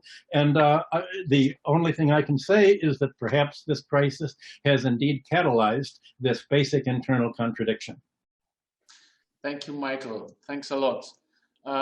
You are perfect, all of you, on time, really. Thank you for that. We have 10 last minutes for Professor Statev. Dear Stati, you have the floor. Thank you, Gregory. I do not know where to start from, but let me continue, Michael, with some samples from our country. The whole problem is that what the governments, what the European Union, and even in the US and in the other places the governments are doing in the people, they are trying to keep the status quo. They are trying to minimize the losses, meaning that month, 2, 3, everything will go on and we'll live in our old shoes. I dare say that maybe this might not happen, and we have to be ready that this might not happen. You know about the European scheme 60-40 business government. That government is helping with 40% the businesses to survive. But the biggest part of Bulgarian business, you may say about the Greek one, and I don't know how it's in the US. They don't want to use this scheme because they calculated that in a couple of months they will be exhausted and nothing will happen. Going to the normal credit loans to the people, for the unemployed people, our government issue some with gratis period long enough for enough money just to keep their needs, simply to pay utilities and to have some money to survive. But a lot of people do not want to take this money because they are not sure that after they will find a job and it will be possible to pay this credit, and which means that maybe the bank will take their home or whatever they have. So we have to think in another way. I remember that Jeff compared the situation in the US with the Civil War in America. I want to make another comparison. In this pandemia, we were in the same situation as were the countries during the World War One. It happened at that time that the governments had no clear idea about their economies and about the potential of their economies. In nowadays terms, they don't have an idea how to switch from civil to military production. Now it happened that in this pandemia, we do not have an idea how to convert from a normal life to a pandemia life, quarantine or whatever else, which means that we are not prepared, and we are still not prepared to fight with this 2 nanometers enemy. We are preparing to fight nation against nation. You are ready to go whenever you tell with your army if somebody wants to take a piece of stone in the sea. But what to do? I'm in Greece. But what to do with COVID-19? And I think that this should be the biggest lesson. We have to prepare for the next. We go to space, we have all the technologies, lasers, but it is not possible for the whole world to fight this stupid virus. It happened to be much more clear than us. What happened after the World War One? This was a push, and if you recall all the economists in your mind, this was the time of Kaldor and Mirlis, which worked on the national account system. This was the time of Vasily Leontiev with input out tables. And now we have a lot of information, and this information do not help us how to cope. We do not have masks, we do not have security costumes and all the equipment for our doctors, and they feel like on the first line in the war. What concerning the inflation? Yeah, now this is a time of deflation, but after deflation, maybe there will be a rapid, maybe super or hyperinflation, because the printing houses are already on. Fed start printing dollars, maybe the ECB will do the same, and all the other countries, and what will happen to this paper money. So I think that finally we have to go back to what I said, the new financial system, and I think that we have to go back to the only known from us gold standard. So we need the new Bretton Woods. We need the new Bretton Woods, maybe not between gold and dollar, because there are a lot of other national currencies, the superpowers and some other countries, euro, dollar, maybe yen, maybe yuan, ruble, or other, to make this currency basket and to connect it with the gold. I think that this is the only way. Otherwise, it will continue to happen to what I say. We'll follow the model of the universe. And I think that Michael mentioned this, that what will happen, the rich will become richer and richer, the poor will get poorer and poorer. And this is not good, not from economic, from a social point of view, because it has a normal end. Thank you very much. Thank you, Professor Statev. Dear colleagues, I really thank you for a very fruitful discussion. Just on time, we succeed in dealing with these different ways of discussing through internet and through live streaming. We have still coming up questions, and therefore I would kindly ask you and announce also to the people who watch us through live streaming, we will send you the questions. You may comment on each of them you would like to, and then this would be included in the e-version of proceedings that we will produce and publish right after the conference. Thank you very much.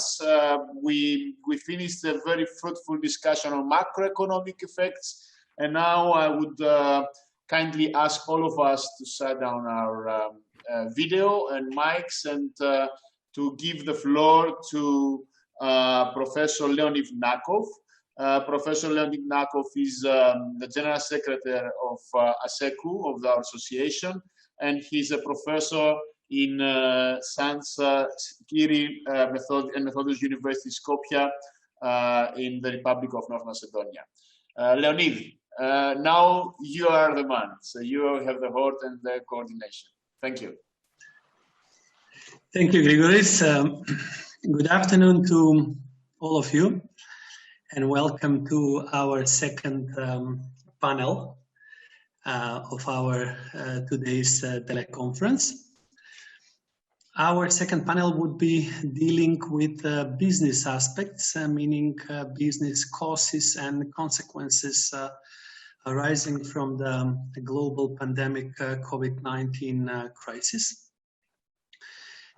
We have witnessed a majority of approaches to solving the challenge of competitiveness, as well as sustainable behavior of businesses, which is entirely in relation to measures and instruments which have been undertaken by various national economies, meaning their own governments.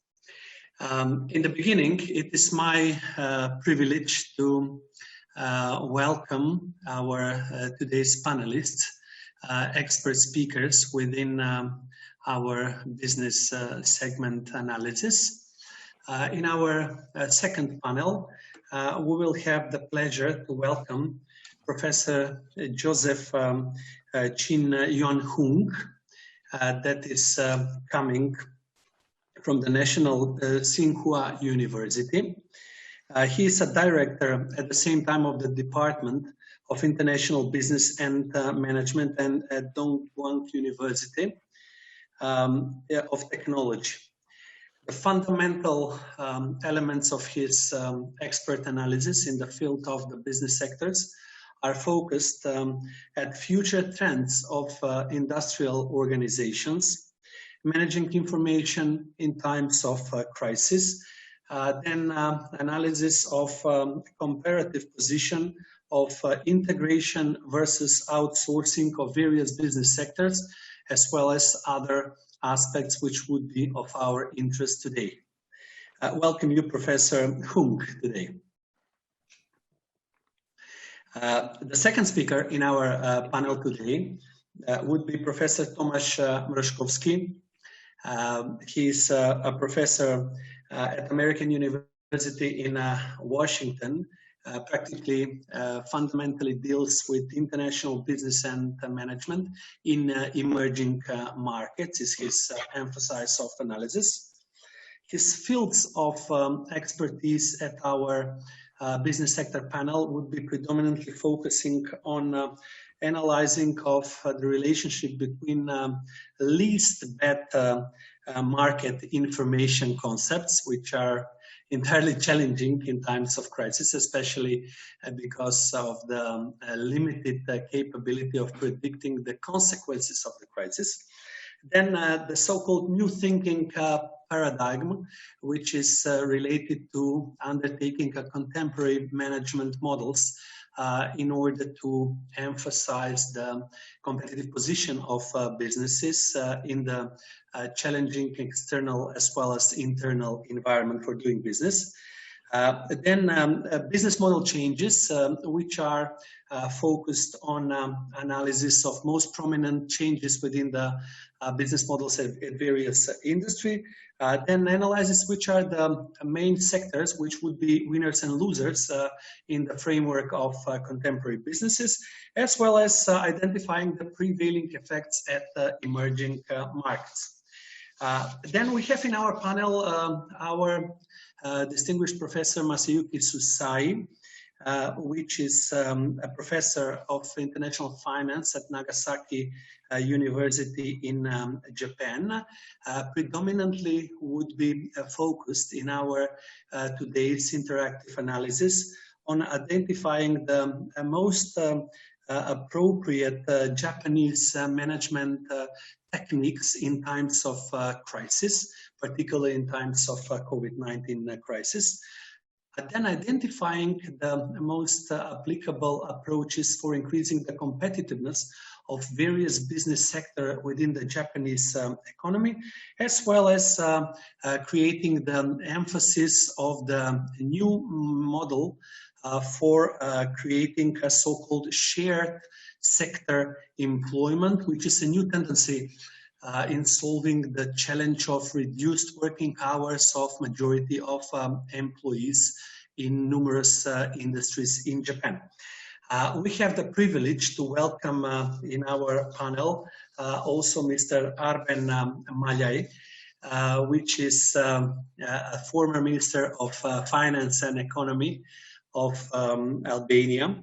Mr. Maljai is especially focused in identifying the most innovative business techniques in the financial, especially banking sector. Then identifying the systems of good corporate governance in times of crisis, as well as identifying the required managerial changes for creating a so-called sustained national policies towards certain business sectors, especially financial implications of these national policies. At the same time, we have the pleasure of welcoming on our today's panel Mr. Vasily Vysokov, which is a combination of a theoretician and a practitioner, because he is a professor at the Rostov State University of Economics, and at the same time is the chairman of the board of directors at Center Investment Bank from Rostov-on-Don.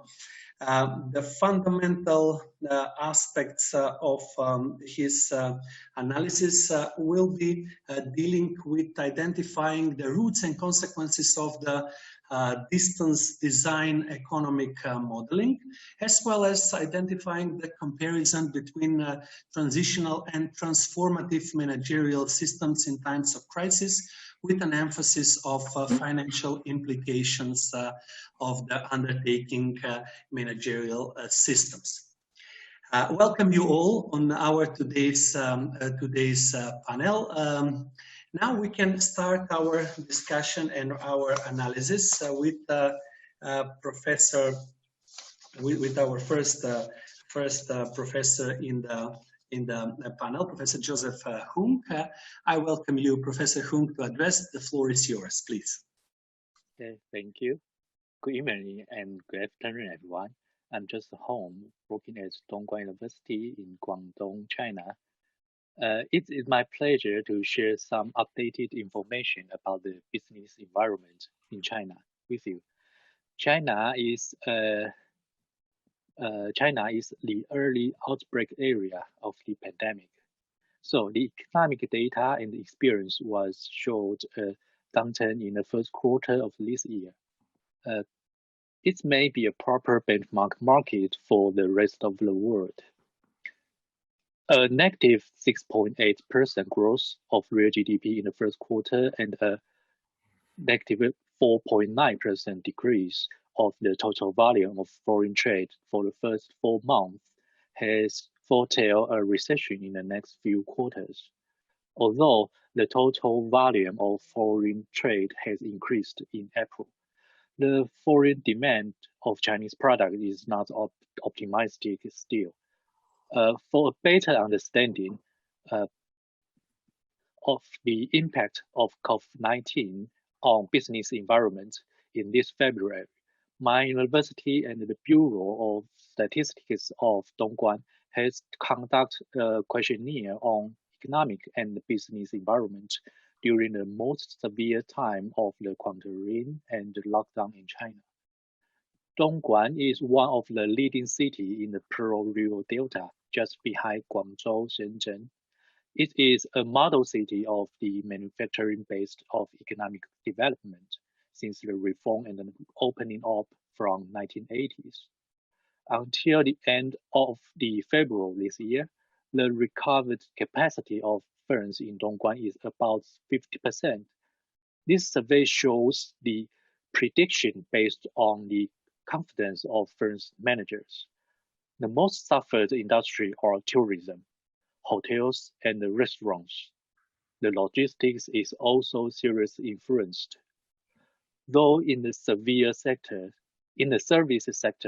the managers of banks and financial institutions in Dongguan predict the impact of their business is the least, negative 2.55% of the growth. The survey also showed firms were lack of confidence on the economy more than the real situation. For example, 66.4% of the firms in survey predict their revenue will fall over 10% in the first quarter of the year 2020, and 53.5% of the firms say the revenue will fall over 10% for the whole year of 2020. So, how does the government enhance people's confidence? Anyway, it seems a good signal. The postponed National People's Congress will hold at 22nd May. Also, the government of province of Guangdong has proposed a series of measures like tax reduction, build-out plans for some core industries in Guangdong, and help the companies to find masks and testing equipment of COVID-19. For firms doing business in China, the post-pandemic is a challenge but a chance. We can see reorganization of the supply chain or supply network and promoting the industrial upgrade promotes their quality of the products is a key issues of China. Okay, so these are some situations I want to share with you nowadays in China. Thanks for your listening. Thank you. Thank you, Professor Hung. We're witnesses of a process in which emerging economies are attempting to decrease the difference in the level of economic development compared to bigger and economies which are facing global business challenges. I'm very grateful for your profound insights of the position of the Chinese businesses, which will be one of the indicators since China has ended the third phase of the health COVID-19 crisis, but entering a challenge of sustaining the competitive position of their own businesses in practice. Thank you. Now I will welcome our distinguished Arben Maljai, former Minister of Finances and Economy of Albania, to present us the actual challenges and future tendencies of the business sector with regards to the future imperatives for making changes of financial institutions. We are aware at the two fundamental dimensions that banks and other financial institutions have undertaken. They have postponed the period of repaying the loans to enterprises and individuals, but at the same time remain the right to collect an interest in the period of postponing credits and loans.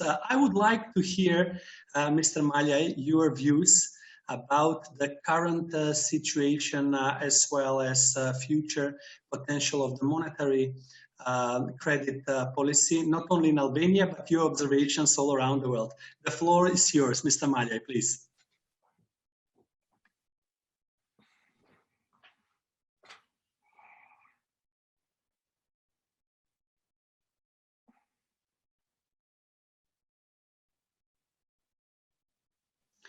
Just please put the microphone on. Your microphone. On the Zoom. Okay, excuse me. Dear colleagues, first of all, I'd like to thank the organizer of this conference, and it's my pleasure to be between colleagues, professors, and colleagues for different countries. Engaging this kind of debate is a positive contribution to current challenges of our societies, especially about challenges ahead. Global crises impose global responsibilities, impose global commitments, impose global solidarity, which seems to be lacked. The pandemic of COVID-19 is a global crisis that has spread to all countries, all aspects of our economy and social life. The forecast of International Monetary Fund and World Bank is about significant decline of GDP, especially in Eurozone, from -5 to -12%. This crisis, for sure, is going to increase the debt of individuals, of businesses, and also public debt. Government usually can influence economy through three channels: monetary policy, fiscal policy, and structural reforms. But when the interest rate was low, many countries didn't respect the golden rules of public finance. The time to repair the roof is when sun is shining. They didn't take the structural reforms to reduce the deficit and debt and to create the fiscal space for the future challenges ahead. In terms of monetary and fiscal policy, we have a lot of debate between colleagues. But our concern now is that the impact of monetary policy, impact of fiscal policy are not achieved in the real economy. And this is a crucial problem between packages from different governments and what happened with business which work in the real economy of our countries. Based on the history of financial crisis, we know that will require about 5 to 10 years, depending on the degree of impact of COVID-19, especially countries can challenge this crisis based on the structural reforms on the productivity of the economies. The best option to support businesses is to reduce uncertainties and insecurities. And the way to reduce them is to provide real reforms in our economy, which can provide high growth, sustainable growth, and the fair growth. Just in this context, we help to reduce unemployment, we help to reduce poverty, and we create a social environment for other reforms step by step. We know that about 2 years ago, Larry Summers, former Secretary of Treasury, opened debate about secular stagnation, which is a prolonged period in which satisfactory growth can only be achieved by sustainable finance conditions. This is a good moment for our colleagues for Japan to clarify with this. They experience with very high public debt and sustainable development. One moment which will be crucial for our countries is what happened after this crisis. Based on the history of financial crisis, all countries will need to take the responsibility for the fiscal packages, how to reduce debt, and how to reduce the deficit. The structure of these packages on the history of crisis is that 1/3 will come from increasing revenue on budget, and 2/3 will come from reducing expenditures, which usually affect social expectations in our society, and for this reason inequality is the real concern on our social environment. Based on the experiences during the transition of Western Balkan countries, I think we work well through monetary policy and fiscal policy, but as we know, including our colleagues which are neo-Keynesianist experts, we used all possibilities on a monetary policy because interests are very low. This is one. Second, after the crisis 2008, many countries apply non-conventional monetary policy. Second element is about fiscal policy. And as I mentioned before, countries which are in the weak position now are the country in Eurozone which have just a high public debt than others, but overall the productivity of their economies, including Greece and others, has been below the productivity of other countries in Eurozone. The real debate is about what kind of structural reforms we need, what about political will to implement them, what about the real leaders compared with populism and nationalist leaders which are in the good situation now and they try to increase their presence in political life of our countries and also EU institutions. About structural reform, if we see the international indicators, many of them, for example, freedom index, corruption perception index, doing business, paying taxes, global competitive index, and others, all Balkan countries are losing some space, and the situation is not better than before, but the concern is the situation perhaps will be worse.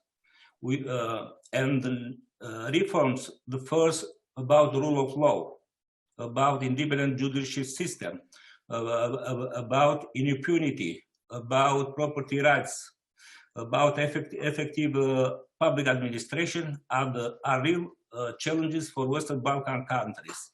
And in this context, the elements of structural reforms will have a more spillover impact and positive impact in our economy. In this context, I hope that lots of discussion will be about how to reduce public debt and how to reduce the budget deficit, but more opportunities will come to economy of our country and to sustainability of public finance through the structural reforms. I'm curious to hear some experience for our professors about this kind of debate. Thank you. Thank you, Mr. Malay, for presenting us an in-depth analysis of the tendencies in the monetary and fiscal policies of emerging countries such as your country, Albania. I would now welcome Professor Mleczkowski, especially in the framework of internationally announced information that 1/3 of the entire world population will suffer certain decrease in their real engagement, meaning if they keep their working positions, the working hours may be reduced temporarily. At the same time, we are witnesses of the fact that European Union announces a time framework between 2 and 5 years for reaching the degree of economic activity of businesses prior to the crisis in order to be competitive. The United States stipulate a period of minimum 3 years in order to overwhelm the challenges which are constantly rising, and they are still in a position of manifesting their most important roots of this business challenges in the following period. In this context, do you feel, Professor Mroczkowski, that the widely applied concept of a shared victim between the state and the businesses, especially of your international experience, not only in the United States of America, but also in Poland and several other countries, could be one of the sustainable solution for bearing the consequences, not only the rights of the businesses at all national economies. The floor is yours, please, Professor. Hello, everyone. Can you hear me? Yes? Can you hear me? Okay. First of all, I would like to thank the organizers for this idea. It's great to see virtually some old friends. Thank you for the invitation. It's great to meet new friends in this way. It's great to compare notes on a kind of a global basis. I will address that a very important question. But first, I want to say a few words about methodology. You know, when I was trying to prepare for this presentation, I was thinking about what kind of information should I seek to that would be adequate. And of course, there are reports, multiple reports, both official, public sector, private. The problem is we are facing what I would describe as the age of super uncertainty, because we are not only dealing with coronavirus crisis, and nobody knows how this will unfold and impact the economy, but don't forget that the previous trends of deglobalization are not going to go away. You know, they are unfolding at the same time. So we have a very difficult situation to predict, ultra difficult. So what did I decide to do? And obviously my remarks will be focused a bit on United States and a little bit on Poland and maybe other emerging economies, because that's where I'm at right now. So I decided to do what I enjoy doing. I walked around, I observed, and I started talking to business people, you know, mostly in the SME sector, and hear what they had to say. I also observed how they are trying to adjust. I acquainted myself with the reports that exist, the IMF, the Bank of England, but I noticed they keep changing their view. Now the latest Bank of England, the report says the UK economy may shrink by 30% in the first 6 months of the year, 30. That's much higher than estimated. So we have all these uncertainties, and we don't know how long the epidemic will last. We don't know if there will be a second wave. So let's rely on insights, you know, of business people and maybe great investors like Warren Buffett. Warren Buffett's speech for me was quite inspiring. So we need to change our mental models. I think in times such as these, extrapolations may not work very well. And what is needed is rethinking and avoiding mental traps. And common mental trap in the United States is to think, okay, this is going to go away and we'll be back to stability soon. I had a number of conversations with colleagues who are in finance and the stock market, and they were all repeating, well, after all, the president says we'll overcome this crisis quite soon and things will go back to normal. I think that would be a mistake, and I see in the discussions with my business friends that they are actually, they face the need to survive, you know? So therefore, they have to think very fast. Old and new business models. What about that? For me, the coronavirus crisis is a little bit like the moment in poker. I don't know how many of you play poker. When one of the players stands up and says, I call, now I'm checking, I'm verifying, show me your cards. So this is a very, very major test, a test of the business. The old business model was the model of profitability and efficiency. The future business model, the present and future, I'm going to call model of resilience. Only very resilient businesses will survive this crisis. This is what my business friends are telling me. This includes questions like, are you diversified or not? If you only own one restaurant, you're out of the game. How financially strong are you? How long can you withstand the present situation? Are you flexible and imaginative and willing to experiment?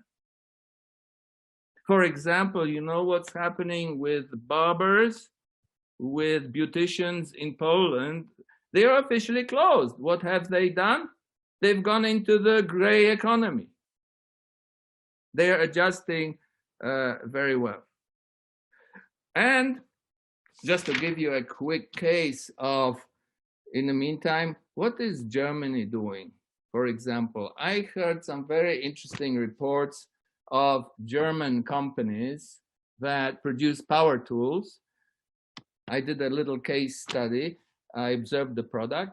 They are relocating manufacturing back to Germany as we speak. But how are they doing it? Not mechanically.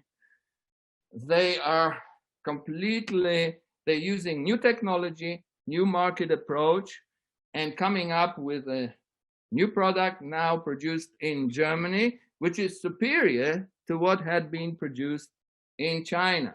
I actually saw the product, okay? It was amazing.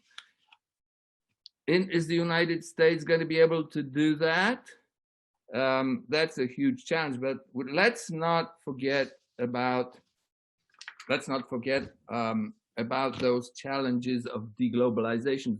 They're going to continue to confront us way after the coronavirus even maybe goes away. So shorter supply chains, and new technologies, new competitive products is one way for companies to respond to this major crisis. Now, since I believe I should wrap up soon, I will come back to your question, which is a solidarity approach, right? In order, we are very well aware that this crisis will test the fabric, the social fabric of society, which ultimately drives the economy. So unless we can come up with solutions that will be based on a consensus and on an equitable sharing of burdens, I don't think we're going to win that battle. And I think for a country like the United States, this is the last statement I'm going to make. In the United States, in the last decade, as you very well know, the Gini coefficient, which measures inequality, has risen by almost a whole point. So the American social fabric will be profoundly tested in this period. At the same time, in Poland, where I'm now, they have been able to, it's one of very few countries which managed to lower inequalities over the past decade while maintaining a growth, economic growth at around 5%. And I think this puts the country in quite good shape going forward, especially with tremendous traditions of resilience, which are rooted in history. Thank you. Thank you, Professor Mrczkowski, covering a broad variety of challenges which businesses would be challenging, as well as social implications of measures that they will be facing towards their employees. We are witnesses of the fact that Japanese businesses have always been an indication and a symbol of a high level of innovative activity, of a high level of cooperation and support among employees, and particularly constant changes which have to be made on a longer period of time. Nowadays, we're facing a contemporary challenge of analyzing their business models from the viewpoint of the competitive positions of various business sectors of Japanese economy. And I would like to invite our distinguished Professor Masayuki Susai to present us Japanese business experience as well as particular techniques that they are using for increasing the level of competitiveness in times of crisis. Professor Susai, the floor is yours.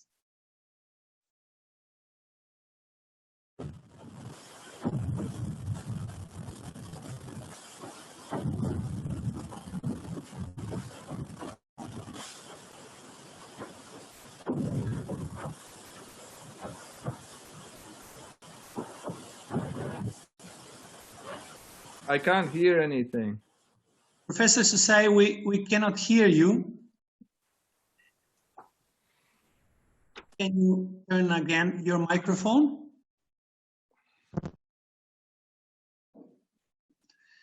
Now it's turned off.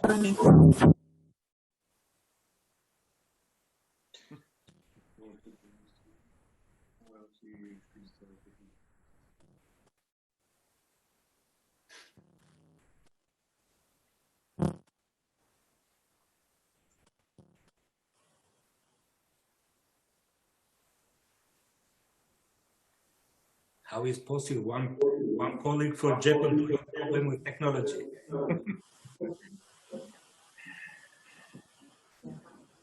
This is practically impossible. A professor from Japan to face this technical challenge.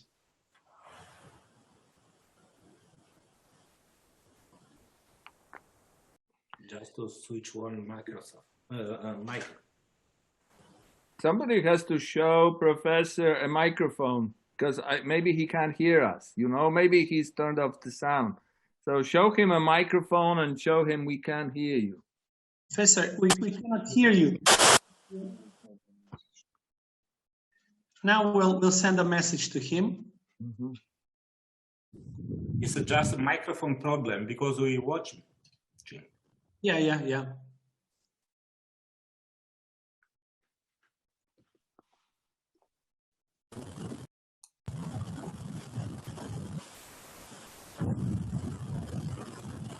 Okay. While we are solving this challenge of Professor Susai, we will move on to our next speaker, Mr. Vasily Vysokov. We have the pleasure of presenting by him the integration of methodological as well as empirical approaches to solving challenges in times of crisis of the business sector. Professor Vysokov would especially address the new paradigm of distance design economy, as well as transforming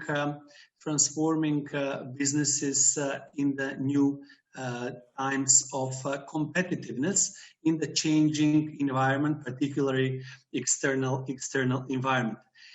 Professor Vysokov, I would like to invite you. The floor is yours, please.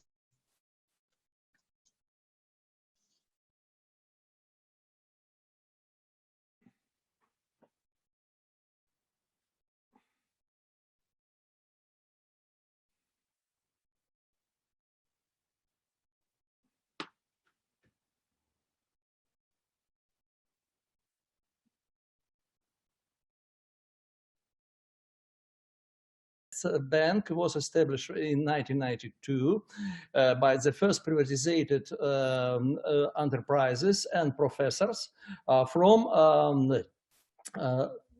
Rostov State University of Economics. 30 years the bank has been working as a laboratory of reform in south of Russia. Our shareholders EBRD, DHG, Erste Group, Responsibility, and our partners IFC, Black Sea Trade and Development Bank, Austrian Bank of Development, describe the bank as ESG business model very precisely. Center Invest was, is, and will the best. Our team started to work in a super stable economy, in planet economy. And after that, we have experience to transform economy, and now successful working in transformational economy. It's non-stop challenges in non-stop crisis. The economics mechanism role can be grouped into different subsystems. Latest Global Reporting Initiative recommend to identify the role by groups: institutional, market, and role for reproduction: financial, investment, industrial, intellectual, human, social, informational, and natural capital. And the macro level substem extension to require institution, market, and pricing mechanism. A design project created by table of interrelation between different subsystems, and we use SWOT analysis for our I want to show you, but unfortunately, okay.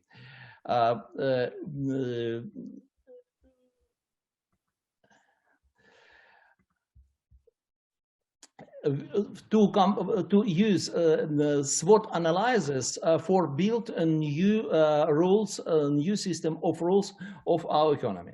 The design project of distance economy based on self-employed individuals, interaction, and wow, now it's okay? You can read my presentation. Fine, thank you. No.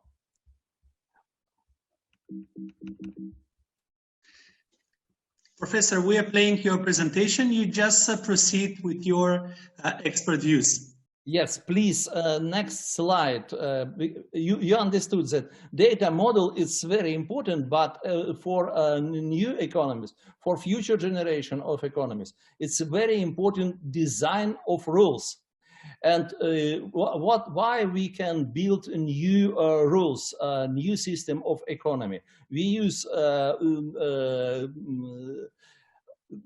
table for interrelation between different subsystems of economic mechanism, and we use SWOT analysis for build new rules of economy. Next slide, please.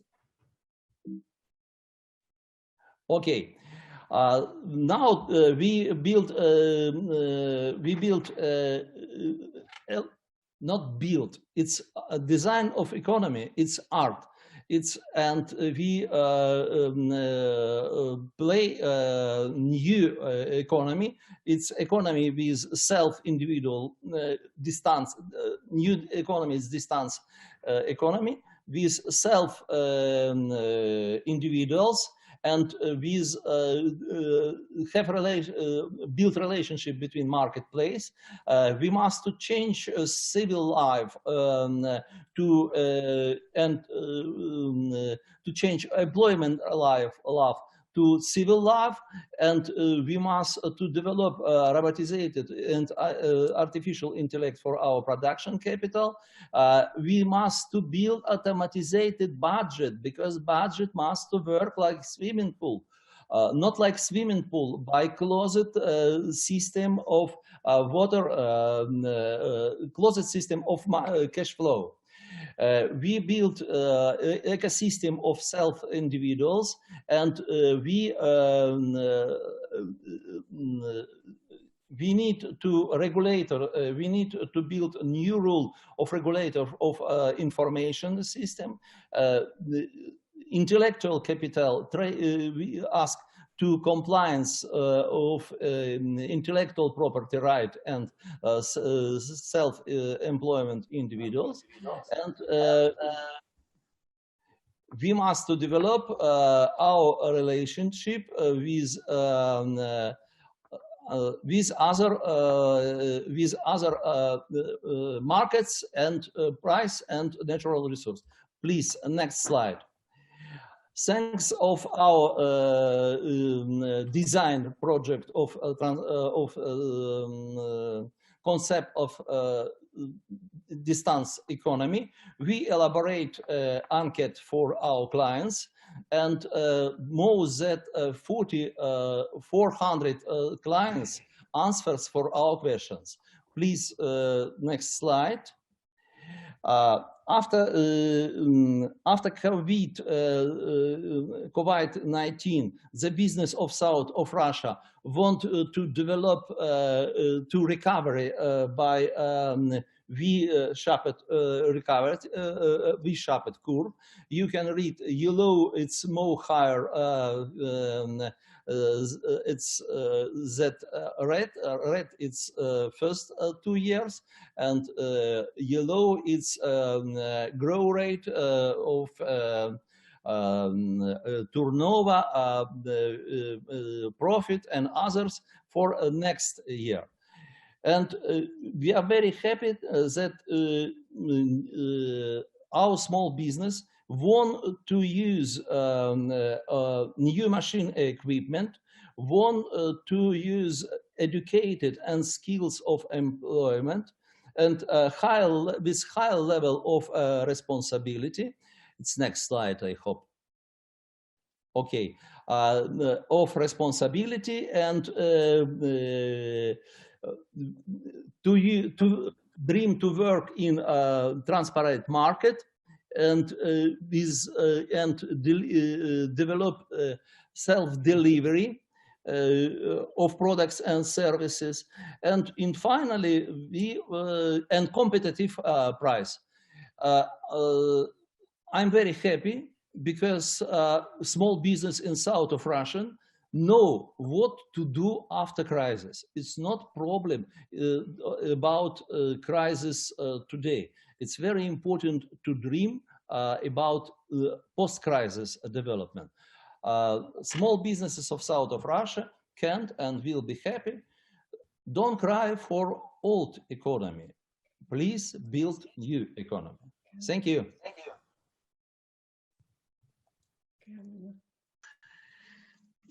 Thank you, Professor Vysokov, for your inspiring addresses, including a lot of aspects of the future tendencies in the growth of the national economy compared to the capacity for changing of businesses. Now we will proceed with our Professor Masayuki Susai. Yep. Professor, you're hearing? Yes. Great, great. The floor is yours. Please present us your expert views on the Japanese contemporary management challenges. Sorry for bothering you with my mic problem. Let me start my presentation. First of all, I want to say thank you to all the organizers. And also, I'm very glad to attend this special conference.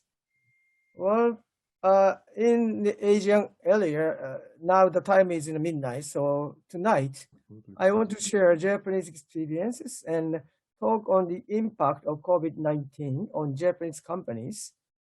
I hope we can get some hints for the future, and when Japanese management faces a problem such as the COVID-19, I want to show how Japanese leading companies react or behave. Then I hope we can share this experience. COVID-19 has a significant negative impact on Japanese society as a whole. Japanese companies have also had a big damage. As we know, Japanese management have been having many issues and limitations in the Japanese management so far. Therefore, the attempt to introduce the management method from the Western style to Japanese management has been done up to now. However, it is true that the core of Japanese management has still been inherent in Japanese companies, especially in the large companies. But this solid core has disappeared during these few months.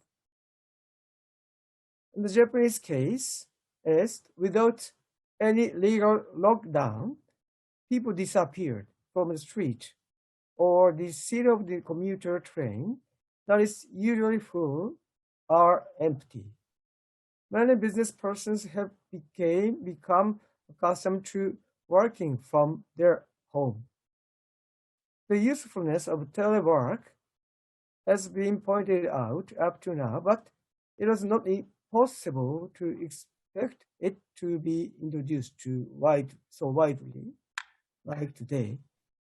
Before, the COVID-19 issue is believed to have had a decisive impact on an important part of long-lasting Japanese management. Today, I'm going to discuss on the Japanese management, especially the aspect of knowledge sharing within the company and the traditional Japanese management.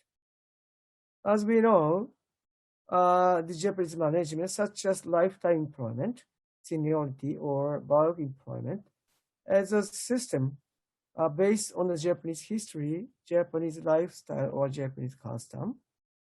And also Japanese big companies and also smaller companies are trying to import the Western method in the management to date. For example, in a performance-based wages or management by objectives. But however, in fact, large Japanese companies with a long history actually carry on a tradition of Japanese management, such as a lifetime employment or so. That is because custom cannot be changed quite easily, and the large companies and organization is so big, so it's not easy to be changed. But as you know, the smaller companies like venture companies in Japan, they're using the management style from Western countries.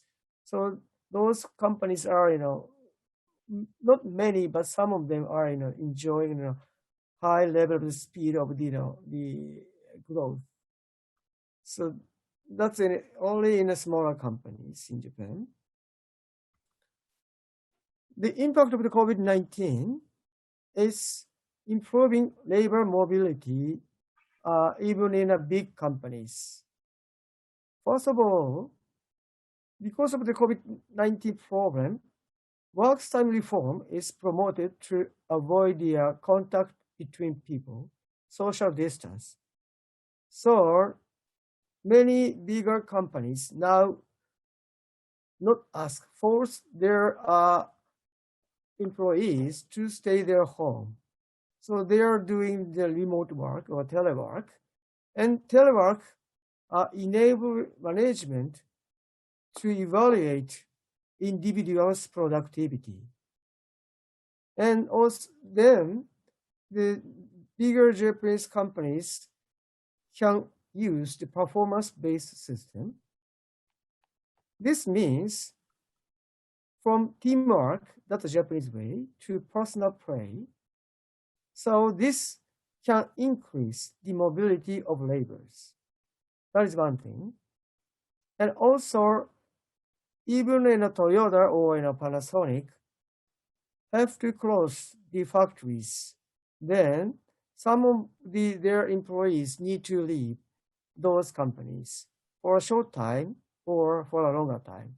In this case, even the skilled laborers have to leave. That's the problem. And also another thing, is the increase the number of the non-regular workers. From year 2000, by the change of the law, the number of the non-regular workers is getting bigger. As you know, in the traditional Japanese management, lifetime employment is measure method. So it means labor cost is a fixed cost, but now that's the variable cost. It's good for the management, but not good for the workers. That's the another thing. So let me think about the knowledge sharing mechanism in Japanese management. As I pointed out, lifetime employment means the workers can stay in that companies. It means the workers' motivation for work is quite high, and also the workers can stay in that company for a longer time. It means tacit knowledge based on their experience can stay longer in that company. So that's the good chance for the colleagues of the skilled labor to get a tacit knowledge. So that is one thing, the advantage of the Japanese management. And also another thing, that the Japanese way of acting. I mean, Japanese is like to get together, or teamwork is good for Japanese. I want to show you some the reason for that later on. So even many Japanese big companies has some quite special system for knowledge management. That is fine, but even a company which does not have that the system, but if that the company use the lifetime employment system, then still the tacit knowledge can be shared among their colleagues. And another thing, why the Japanese, or this is evident for the behavior of people in the Asian area. This depends on the findings from life science research. People who has a serotonin transporter gene types SS is more likely to act in groups. This is evident from life science. And also another thing, the number of the people who has this gene is more in Asian area than the people who are staying in European countries or United States. From this, the evidence, then we can say, in general, people who are living in Asian area and also in Japan are following the collectivism, not the individualism. So this is why the Japanese business person liked to go out for having beer or sake after their work. During that kind of party, then they can share the tacit knowledge together. That's the one thing the Japanese company has advantage. But as I pointed out, because of the COVID-19, bigger company now are using telework, then it means people cannot get together, and also management can evaluate each individuals. And that means also different companies can evaluate anyone in the different companies. So it make easier for any companies to find better person to hire. So that is one thing. So that is the improvement of the mobility of the workers. So if mobility of the workers is getting higher, then maybe the competitiveness based on the knowledge sharing in Japanese companies may be getting weaker. So this is maybe the big impact of the COVID-19. As I pointed out, we know that the telework is quite effective, but Many of the Japanese companies did not use that style. But now we began to test the way of working with teleworking, and we found it is fine. We can do it. We can use that system. Then it is easier for us to move to the new style of working. Then I found, one challenge in these days. As I pointed out, the mobility of the workers is getting higher. It means even the skilled labor may leave our company to a different one. And many presentators so far are pointing out the economy is getting worse. It means the profit is getting lower. Then in that case, a company has to leave some or lay off some skilled labor. But one challenge is made by the Japan Automobile Manufacturers Association. This association is going to set up the fund to allow the skilled labor in the car industry to match the human resources in a company in the car industry to a different company in the car industry. And that can keep the tacit knowledge in car industry in Japan. This is a challenge of Toyota, Nissan, Honda, or Matsuda. They are original rivals, but in this case, they are going to try to cooperate to protect the knowledge asset inside or within the industry. This can be considered to be an attempt to express the characteristics of Japanese people who value teamwork or wa to keep tacit knowledge within not in a company, but within the industry. So this can be understood that this is the same idea which flow to the undercurrent of Japanese management within the industry. So from this single example, but we can get to know cooperation among some companies or in the industry may be one way to overcome this kind of quite worldwide problem. Thank you. Thank you, Professor Sasai, for all the insights of the current competitive position, as well as tendency towards employees in Japanese businesses, with the empirical examples of Toyota, Nissan, and several other corporations. Now I'm opening the floor for our interactive discussion. We will structure all the questions as well as fundamental implications of the expert panelist discussion in three key categories. The first one will relate to the national response towards the needs for development of the business sector. The second one would be focusing on internal managerial steps which are undertaken in this period in order to retrain the competitive position within the business sector and afterwards of that particular business sector compared to other business sector in the national economy.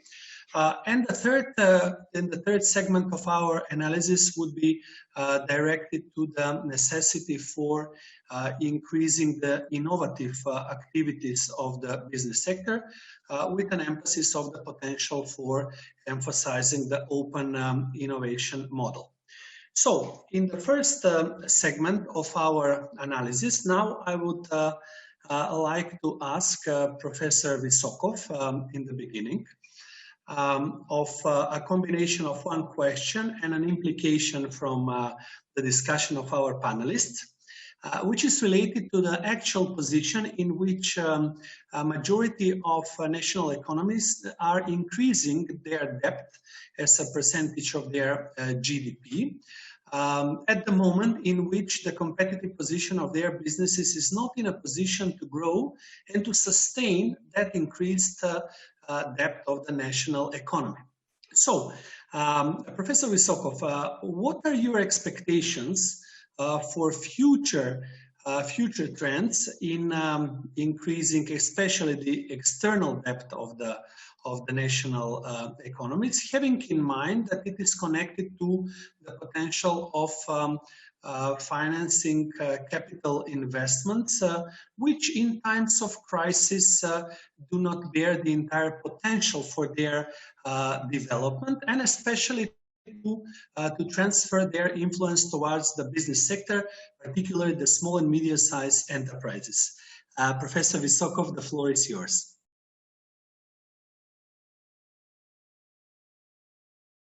Thank you very much, Leonid. Debt is not problem for Russia. You know that level of debt for GDP or for Russia, it's not very high. But my position of bankers, happiness, it's not in the money, not in the volume of money. Happiness in witness of circulation of money. And for us, it's very important to use different money.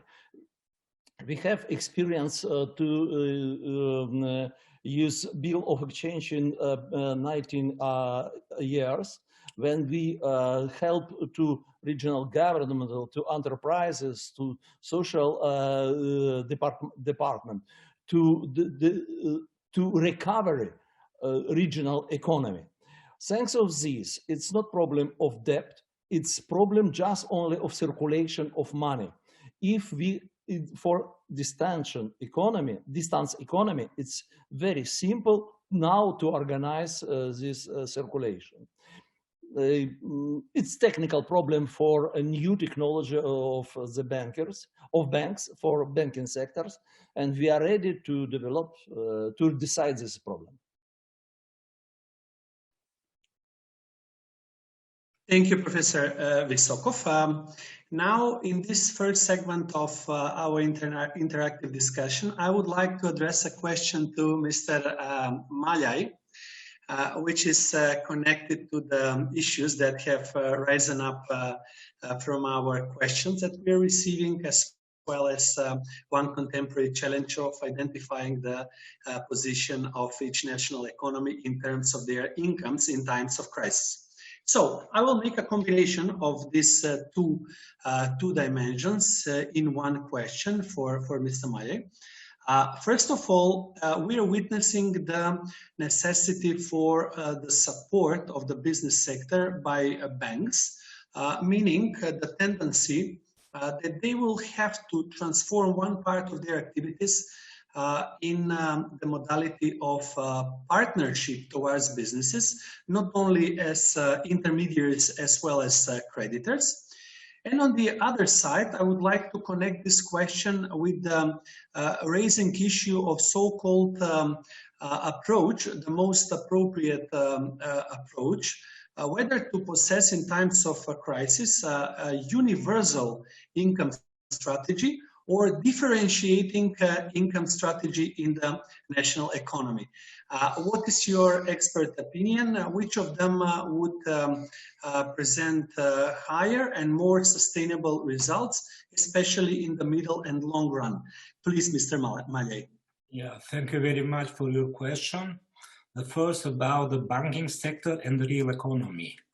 We know after the global crisis 2008, all commercial banks in our region or in Europe have many problems about non-performing loan, which created some strict rule for central banks to ask commercial banks to be careful, especially in sectors when non-performing loan had been very high. For example, in Albania, in construction sector was about 50%.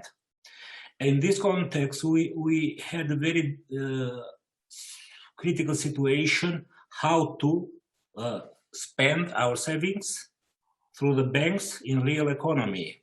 Also, businesses after 2008 have been more careful to apply for the loan because nothing is for free. And in this context, we have savings in our commercial banks.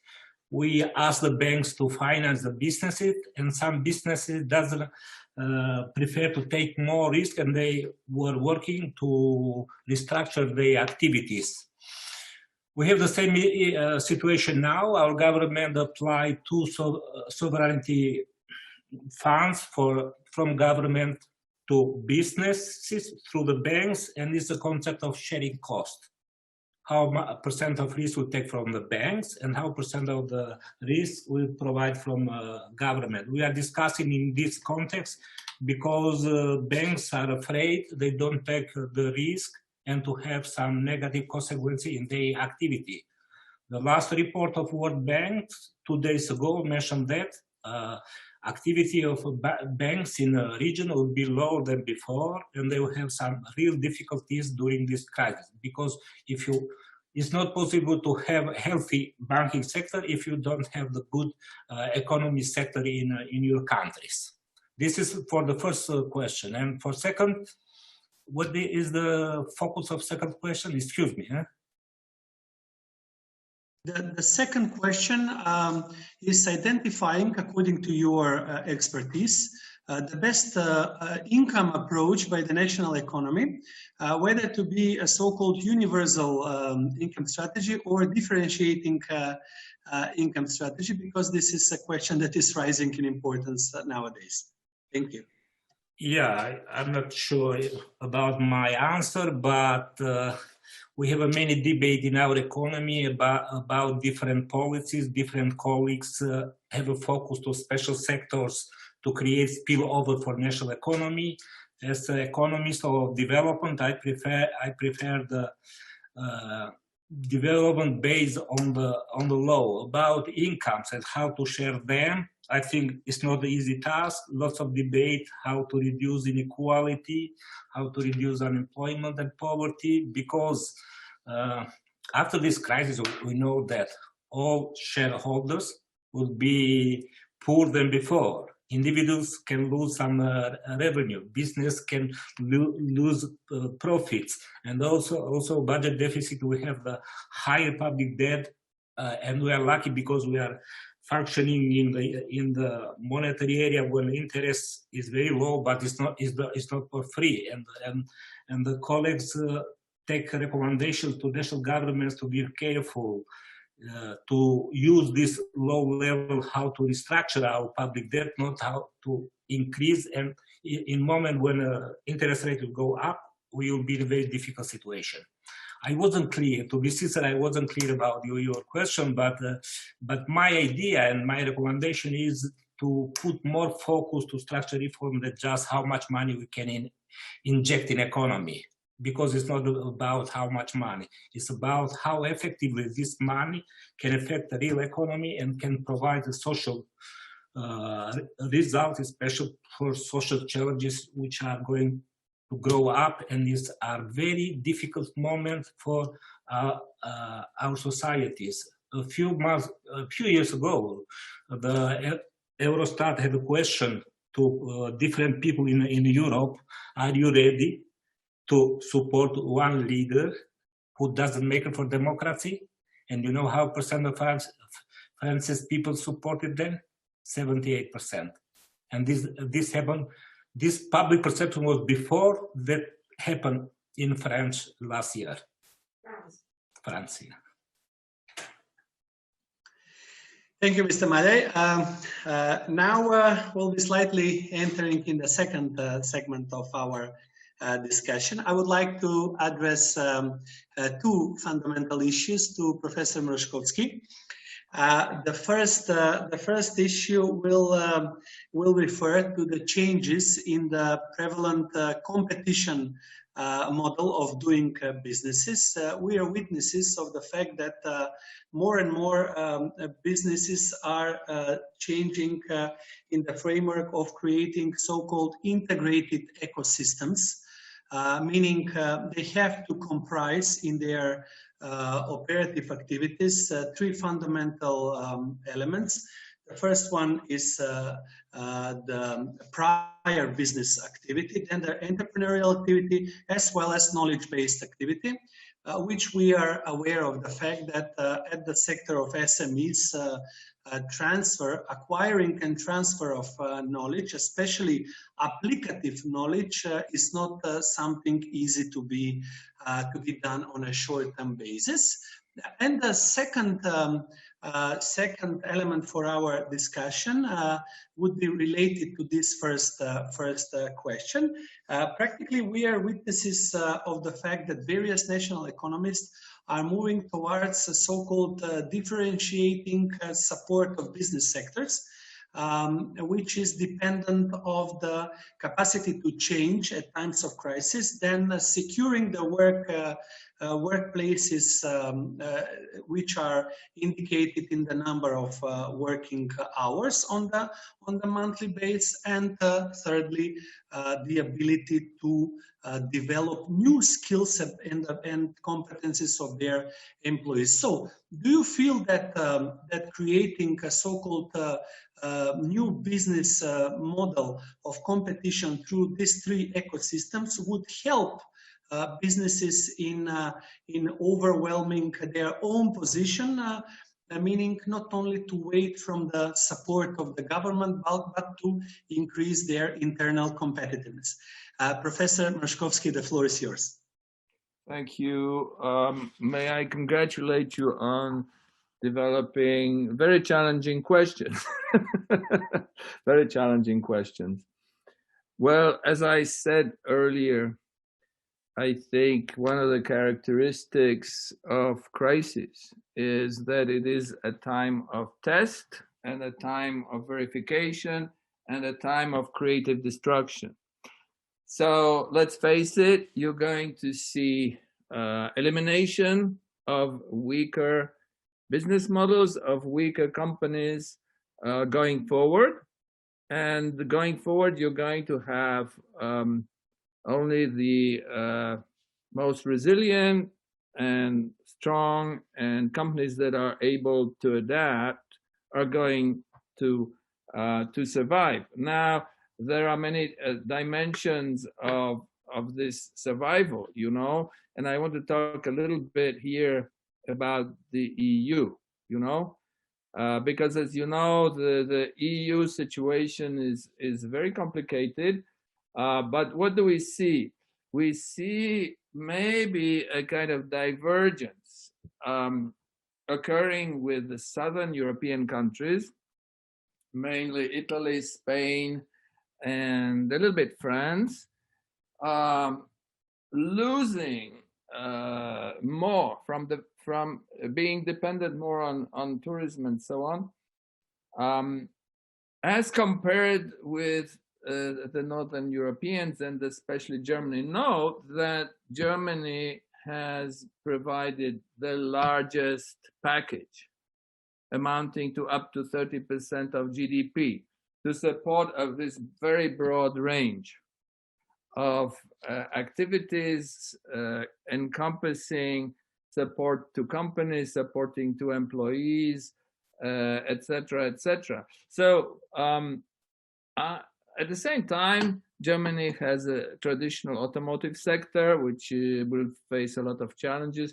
But if I were going to bet, I would say that the German integrated economic system, which comprises, by the way, neighboring countries in Central Europe, which are very closely connected to the German economy. They are subcontractors to the German economy, and they are in relatively good shape, namely Czech Republic, Poland, Slovakia, and Hungary. Hungary a little bit less. I would say that they will probably do relatively well going forward. Now, you talked about integrated ecosystems, you know.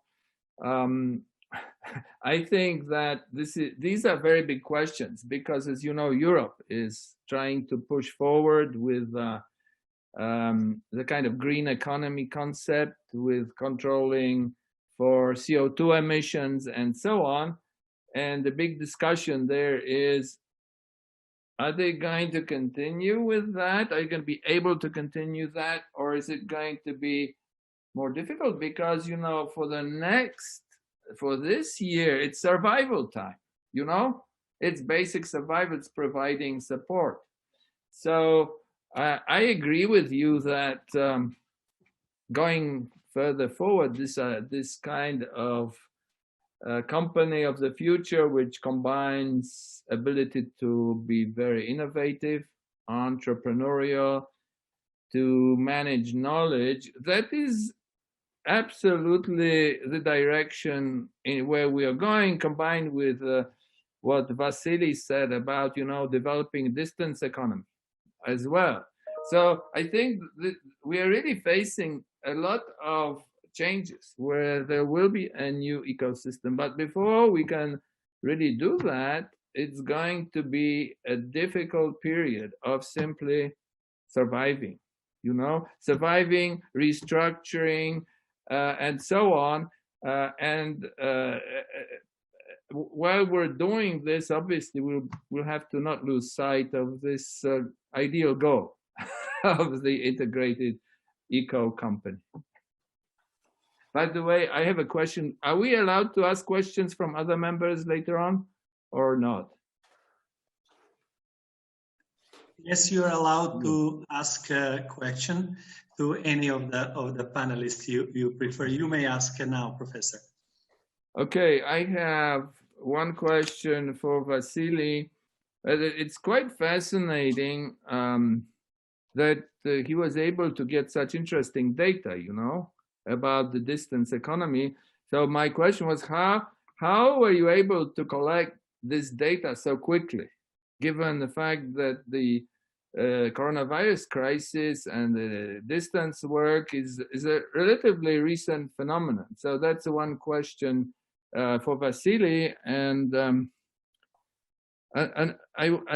for Masayuki, you know, I think Masayuki-san, you raised very important questions about how you know, working from home in the Japanese context may accelerate the trends away from the classical Japanese system.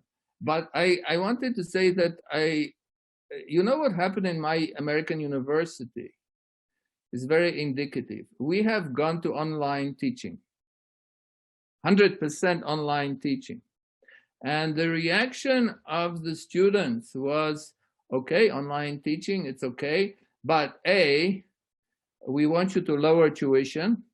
We want you to lower tuition because it is not as rich in interaction as face-to-face teaching. And I think, would you not agree that the same may be true about the traditional Japanese system emphasized teamwork, communications, and exchange of knowledge and ideas in small groups.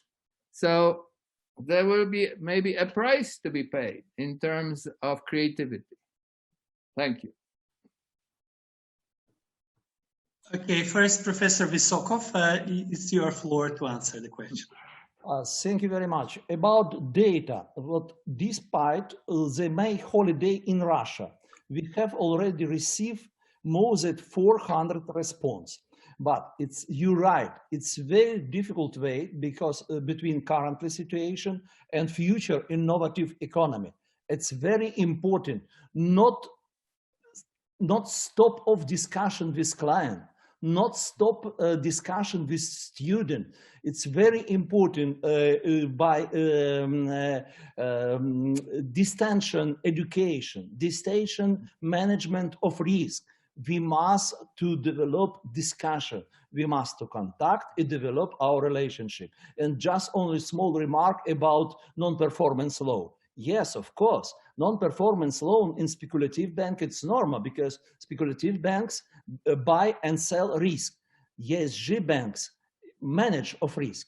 And thanks of this, in crisis situation, bank discuss with clients, manage help to decrease this risk. And thanks of this, if we decrease risk, we don't need to increase our interest rate.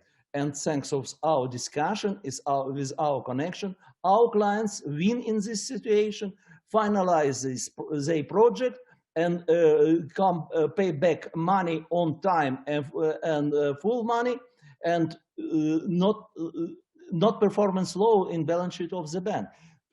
Okay, this tension economy must accelerate connection, must accelerate discussion between new people. It's new culture of our relationship. Thank you. And I would just add that I imagine also that this way to operate this distance economy has to be continually improved and evolved in order not to lose good aspects, you know. We are ready to cooperate with you. It's very nice economy. That is what we are trying to do, you know, with online teaching. We're saying we're not doing well enough. Let's make this a richer experience, you know. For example, we start to elaborate our distance economy project, but we start in COVID-19 situation. All students must to stay at home, and we develop our hackathon with students, but remote hackathon. And by 2 days, we received from students 10 the best project for the future distance economy for tourism business, agribusiness, and logistics. Great, thank you. Thank you, Professor Vysokov. Professor Susai, it's your floor for the question from Professor Mroszkowski, please. Yeah, thank you for giving me a good question to me. I can be staying at my home to teach. It's same in your country. Almost all Japanese universities, the professors should stay their home to teach. And the problem is, we do not have this kind of experience for not only for the student, but also for the professors. And it's same for the company. But at the same time, as you know, in Japan, especially in Tokyo, the average time for the business person from their home to their office is 1.5 hours. Yeah. So it means they have to spend 3 hours in a day just riding on the train or something. That's a big cost for the society. But if we can use this kind of a system to work together, and if that system is effective in terms of the productivity, then you mentioned that it's good for the cost, right? It can reduce the social cost. So now Japanese people now trying to test this big trial. Even in Japan, we can do it because, as you mentioned, that we like to get together. So one example is now younger people, not younger, but many people now started to drink together through Zoom. Just in front of the computer, they try to drink together. So yeah, that's a Japanese way. Thank you for a question. Great idea, virtual party. Yeah, we can share. Well, maybe we should share at the end of this conference. We share idea. Good. Thank you. Thank you, Professor Susai. While we are speaking of the new challenges in the educational process, I would like to address another combination of questions to Professor Susai, which are related to the famous innovative approach of Japanese businesses. Meaning we are facing of several contemporary tendencies. One of them you have mentioned in your presentation, so-called shared employability within business sectors like automobile industry. And at the same time, we are aware of the increasing tendencies in emerging economies, which are smaller than Japan, but are attempting to enhance their level of competitiveness through the system of cooperation and joint investing in innovative activities between national innovation centers and research institutions, which should increase the competitive position of businesses of particular business sectors, which are perceived to be centers for their future overall national competitiveness. What is your expert observation of the possibility of expanding this Japanese proven managerial techniques to emerging economies with the necessity of accompanying them to their combination of external and internal environment? The floor is yours, Professor. Wow. Thank you. Yeah, as you know, Japan used to be very small, right? Just after the World War II, the circumstances outside Japan was so good. So that's why Japan can be bigger. So, and also our resources, number of resources, I mean, the number of people in our country is quite small. So the resources is quite limited. So that's why we had to think about how to do something new. And also competition is sometimes so good, but sometimes not so good because of the competition, they have to lose their resources. They have to spend more money to compete. And after the fall of the competition, then the company should, leave that industry. So the presentation in this panelists, and some of them emphasize that diversity is quite important. But for the smaller company, diversity is not good for them because they do not have enough, the resource for covering the many sectors or many parts. So in that case, cooperation might be better. So for example, in Japan, now during this month, some companies in a different industry started to do something together. So there are some common sector in the different industries, then they can save some costs. That might be one idea for those countries. Thank you.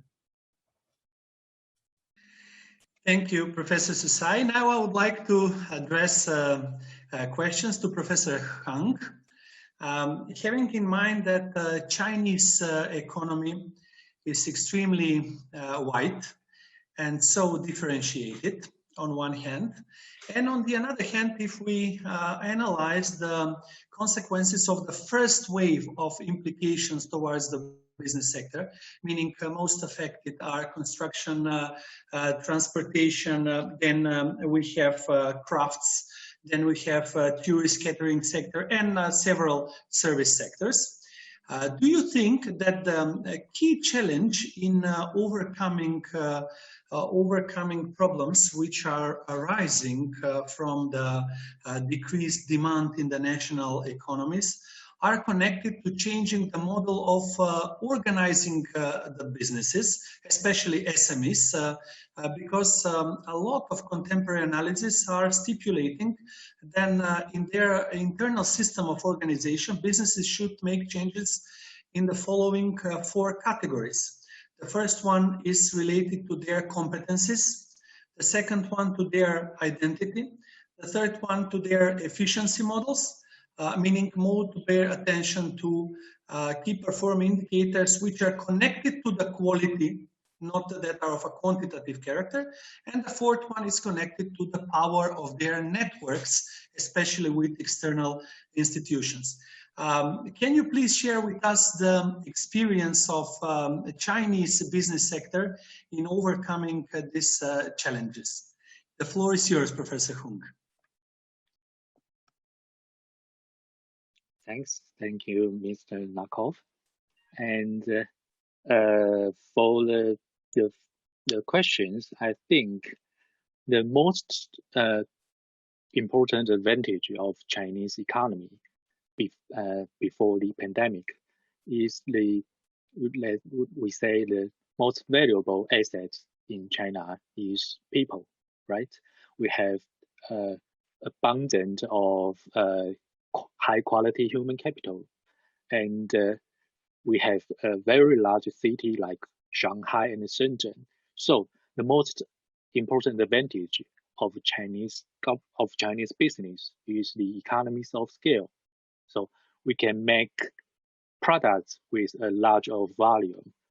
But now the post-pandemic, it may be a change of we should produce things in a smaller scale because we cannot because the risk of the pandemic is higher. So the cost of to gather people in production is higher.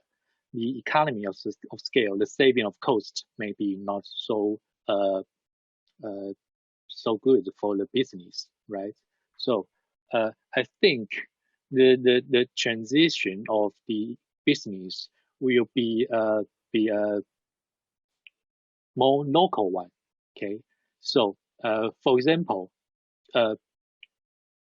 the luxury car Volvo in the Europe was merged by Geely in 2010, and the Geely wants Volvo not sell cars from Europe to China, but build the plant just inside China, and learn the know-how to build luxury cars of Volvo to for their new brand, for their new cars.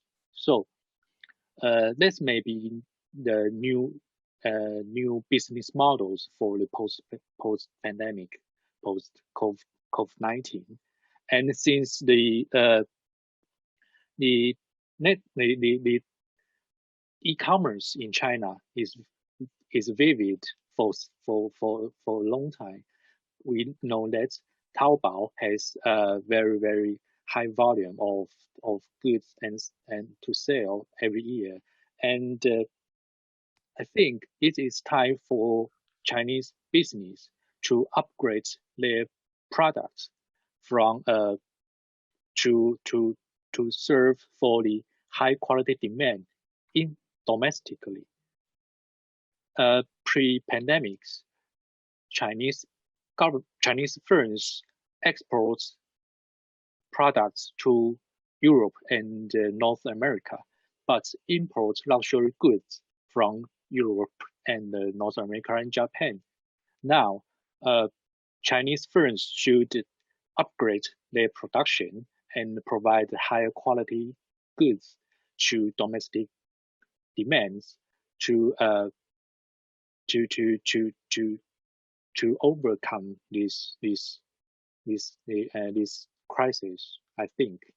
Okay, thank you. Thank you, Professor Hung. Finally, we're slightly over our planned time. I would like to thank to the entire audience for addressing challenging questions, and at the same time to thank to our expert panelists for sharing their in-depth analysis for the future tendencies of development of the business sector. At the same time, I would like to give the floor to distinguished Professor Ioannis Theodosidou, who is the following moderator of our third panel, meaning societal aspects of the pandemic crisis. Once again, thank you for all participating to our ASECU teleconference. Thank you, and seeing you soon on our other ASECU events. All the best. Thank you. Thank you. Thank you very much. Thank you. Great job. Thank you.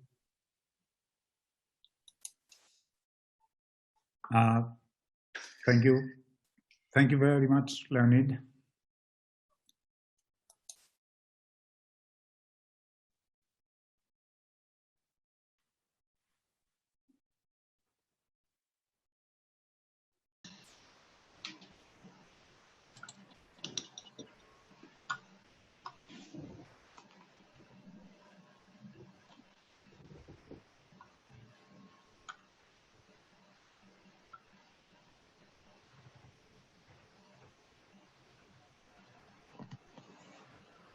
Okay. So I'll be able to welcome you all. My screen is somewhat okay. Are you all connected? Is it everybody? That's good. Excellent. So I welcome you to our session, and I am very happy to be here. And I thank the organizers for inviting us, all of us. And our session will be on societal aspects of the pandemic. And I can introduce, we shall go alphabetically. I can introduce our members of the panel alphabetically. I apologize if I mispronounce your names, but this happens. And first, alphabetically, Dr. Adrian Rosa, who is associate professor of demography at the University of the School of Economics and Political Science. And he is also has held a lot of honorary positions, such as the honorary secretary of the BSPS and a member of the council from 1997 to 2004, vice presidents of Demo Bank Association, and more recently the chair of the accreditation board for higher education in Albania. Associate Professor Majar Korman, who also is an associate professor, as I said, at the University of Ljubljana, at the School of Economics and Business. His research focuses on economics and of transition and labor economics, with special emphasis on firm behavior and firms' productivity. He has also published numerous articles in journals like the Journal of Comparative Economics and elsewhere. Dr. Professor Joseph Olensky at the Center of Cross-Border Research of the University of Rzeszów in Poland, former chairman of the UN Statistical Commission and vice center of regional and cross-border research of the university, of the same university. He has also held positions as as an advisor to the National Bank of Poland, a chairperson of the UN Statistical Economic Sciences of the University of Warsaw, and then Dr. Sabri Onsu, who is an economist at the Istanbul, Turkey, and he has served as the head of research at the Advanced Financial Research and Learning, Reserve Bank of India, and a senior economics affairs officer at the United Nations Conference on Trade and Development. And finally, Dr. Jelena Zarkovic-Rakic, professor at Faculty of Economics at the University of Belgrade, Serbia, and director of Foundation for Advancement of Economics.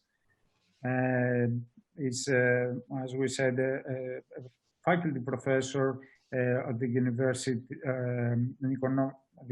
of Belgrade, and director at the Foundation of the Advancement in Economics.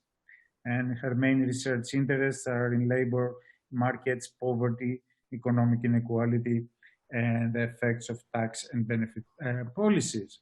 So I shall start, as we did in the first session, with small introduction from me, and then we shall go alphabetically we shall try to keep the 5 minutes time, and then we shall have a second round, roughly like it went in the first session. So, well, for my view, I think that as we look at the effects of the pandemic, we have two issues. The first is to assess somewhat the situation that the different nations have confronted the pandemic and the strain that puts in the health services. And the second is to try to assess somehow what will be the effects of this pandemic, especially with respect to the coming recession, and if not depression. And the issue I shall approach somewhat by looking at history. I think that George Pandemia, if I pronounce the name right, he says that those who do not learn history are doomed to repeat it. So I would try, if I am lucky, to share with you my screen. So let me try that if I am lucky, as I said. Now, desktop, share, and do you see that? Yes. Oh, excellent. So what we see here, probably I shall dare putting in the whole thing. Excellent.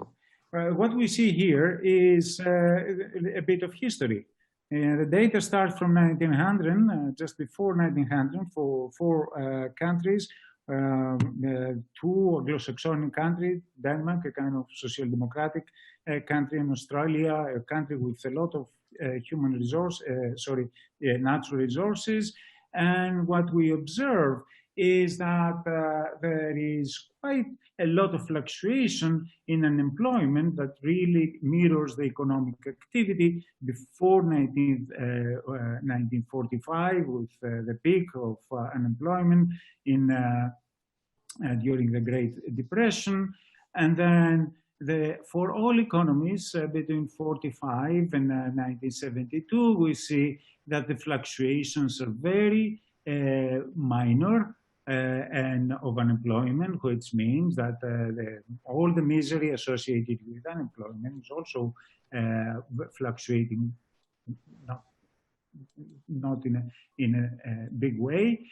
And then in 1972, we have again unemployment to pick up and the fluctuation to become extremely violent. And the question is why this is the case. And the answer really is that before, for all countries this goes, that before the 1945, we have the laissez-faire economics and to be the main economic thinking, and with people like guiding this intellectual discourse, like Arthur Pigou and John Stuart Mill before him, and then after 1972, especially as we approach the 80s, we have again an increase in the fluctuations because a variant of the laissez-faire economics, a stronger variant of laissez-faire economics, what we call today neoliberalism, took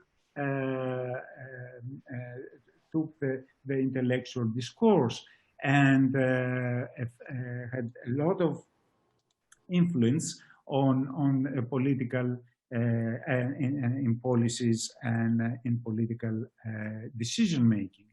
And the issue here is that these neoliberalism, like the laissez-faire economics before, they were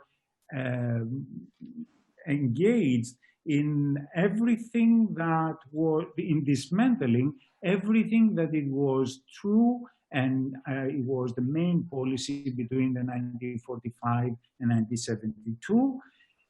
I can summarize it by saying that the main drive of neoliberalism, it was financial deregulation, curtailment of all capital expenditure by the state, no matter how productive and desirable itself it was, a huge privatization of all public domain, reduction of taxation for the rich and the corporation, the legislation that was decimating the trade unions and any popular organizations, and the decline, a huge decline of the labor share in the national product. All these policies, they were the opposite of these policies. They were set up by between 1945 and 1972. And this gives us a big lesson that the outcomes, that capitalism is a very unstable system, and that the current COVID-19 effect on the economy is not really the cause of the coming downturn, is just the trigger, because before the COVID-19 was the 2008 great recession because of the overborrowing, and before that it was the dot-com recession. So COVID-19 really found first the economies to be unprepared because of the huge privatization drive. And if the same policies that they were followed up to now continue after the end of the pandemic, the economic situation will worsen, and we shall end up having a real depression. So the main issue is that the neoliberalism and have really imposed on the policy sphere the idea that instead of using our vast wealth and the technological advancement to build a wonder society, the neoliberal wisdom has advised us to build a society of poverty, inequality, homelessness, and underpaid, irregular gig work for millions of citizens, because this is, in inverted commas, affordable. And it is affordable for the test of the markets, whereas a wonder society is an act of irrational extravagance because it mortgages the future, in inverted commas. In my mind, how a reduction of the social evils of want, disease, ignorance, squalor, and idleness today can bankrupt the future no one can see really, except if one's mind is plagued by neoliberal analogies of an irregular accountancy. So I think that I have probably just passed my 5 minutes, so I shall stop and I shall give the floor to Adrian, and then we shall continue. Let me see how I'm going out of here, and then. Thank you. Okay, Adrian, the floor is yours. Thank you. Well, thank you very much, and thanks for the invitation, and thanks for being in this panel in this online conference. As you quite rightly said, I mean, there have been two things which I could see.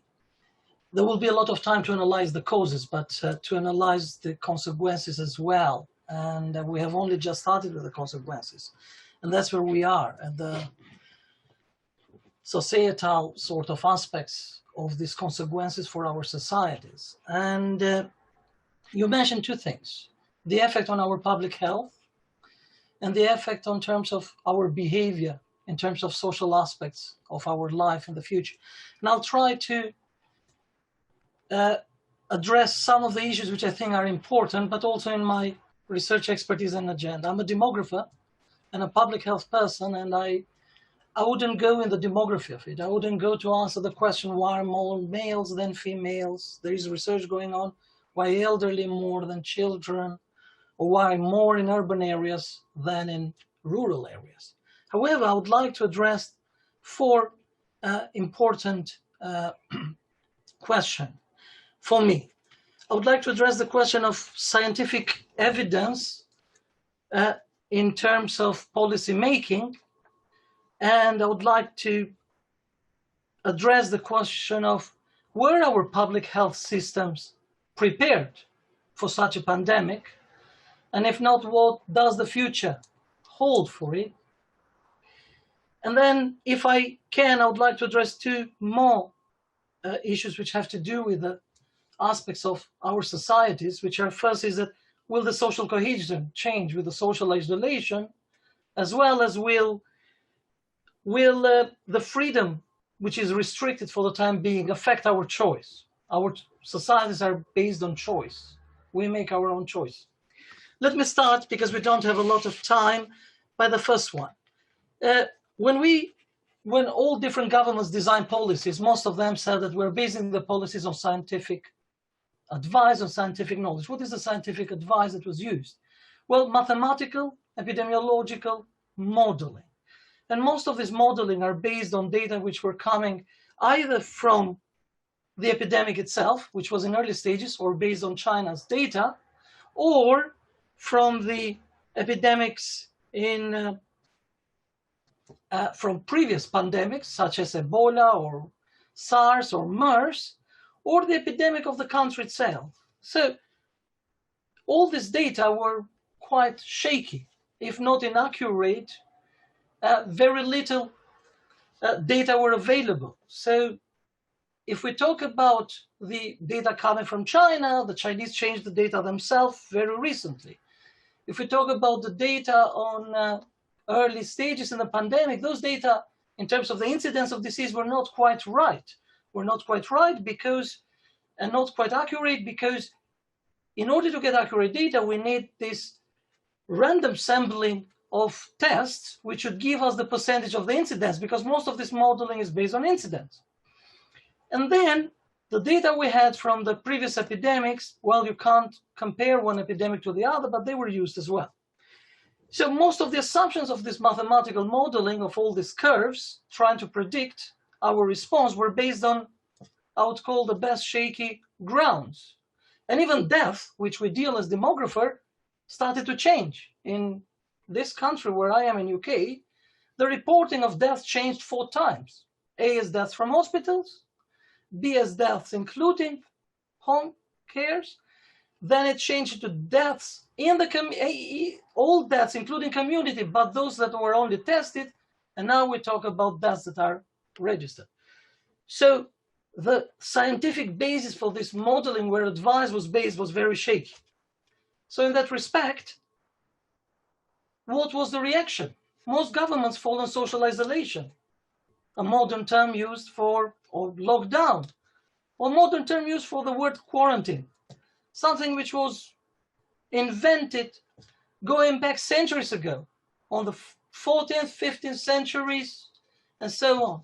And something which was not based on scientific advancement, but it was based on what we called power of observation. So what I would like to say with this point is that we based most of our decision making on evidence which was not very accurate, or it's not even as we're speaking. And then we forgot that some of the experiences for the past were more accurate. We need to take that into account when we move forward in terms of decision making, and we will be analyzing most of the decisions of our government. But I hope that the government although that the last major pandemic in 1918 killed almost as much as the Second World War, 30 to 50 million people, we still today deal with pandemic of this magnitude, and we haven't done much scientifically. So I hope the funding for science will change, and hopefully in the future. The second point in terms of decision-making, in terms of public health, was the fact that we all addressed it. How prepared were we for this pandemic? Or can we ever be prepared for such pandemics? In public health, we talk about something called surge capacity, how capable our health systems to cope with it. And then within this, we talk about human capacity, number of doctors, nurses. We talk about hospital capacities, and in this case, the most important one is the number of intensive care beds, as you probably know. But we also talk about capacity for a health system to intervene. And in this case, we talk about the number of tests that we are capable of carrying. And if you look at all these three big elements and the time of intervention, different governments intervened in a different way. We have different responses. We have governments that intervened very early on with a lockdown because they didn't have any capacities. We have governments that didn't intervene with an extreme lockdown because they had capacities, and the German government is the one. And we had the government that left it in the middle, where most of the deaths are occurring, like the UK government. So it is not by chance that the three most affected countries in Europe, Italy, Spain, and UK, let me see if I can share you my screen to show you a graph in here, were the three countries with the lowest number of intensive beds in Europe. But if we look at the other aspect of readiness, it is not by chance that Germany had the highest number of tests in the early stages of the pandemic.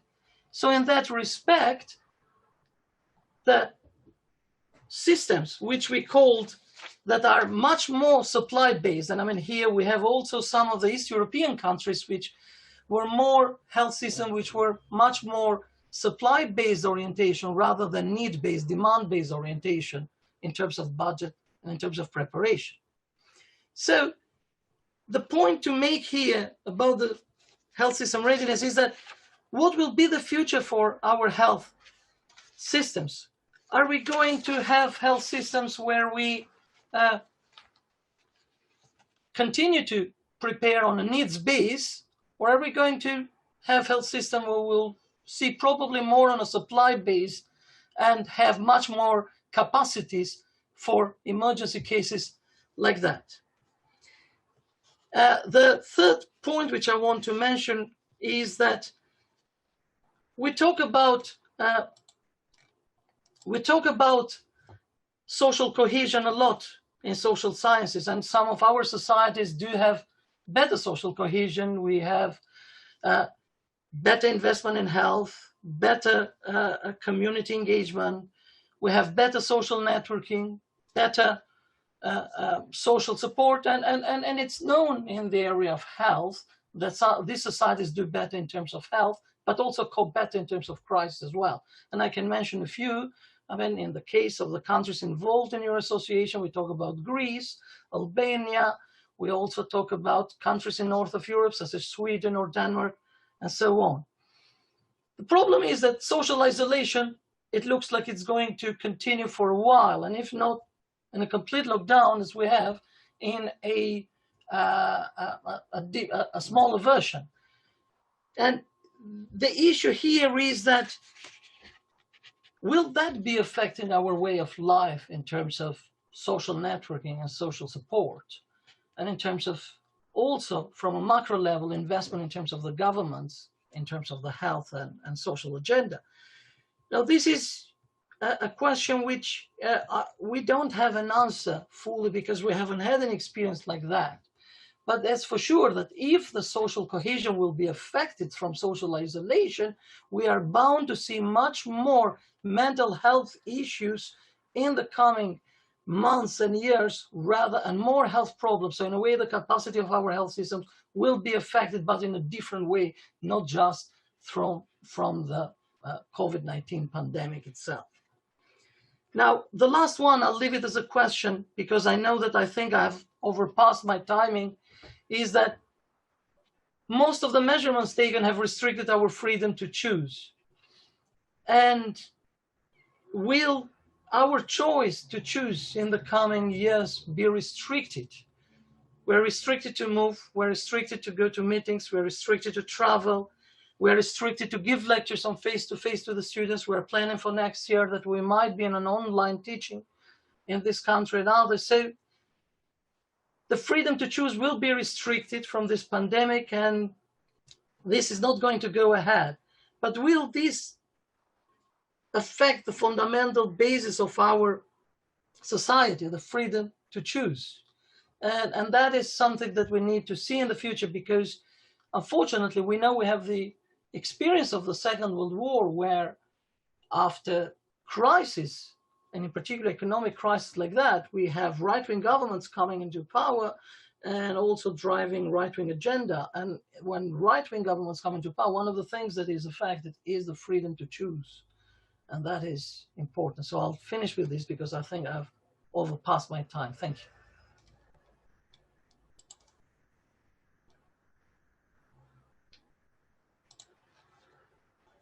Okay, I think that we can continue with Professor Matthias Koman. The floor is yours.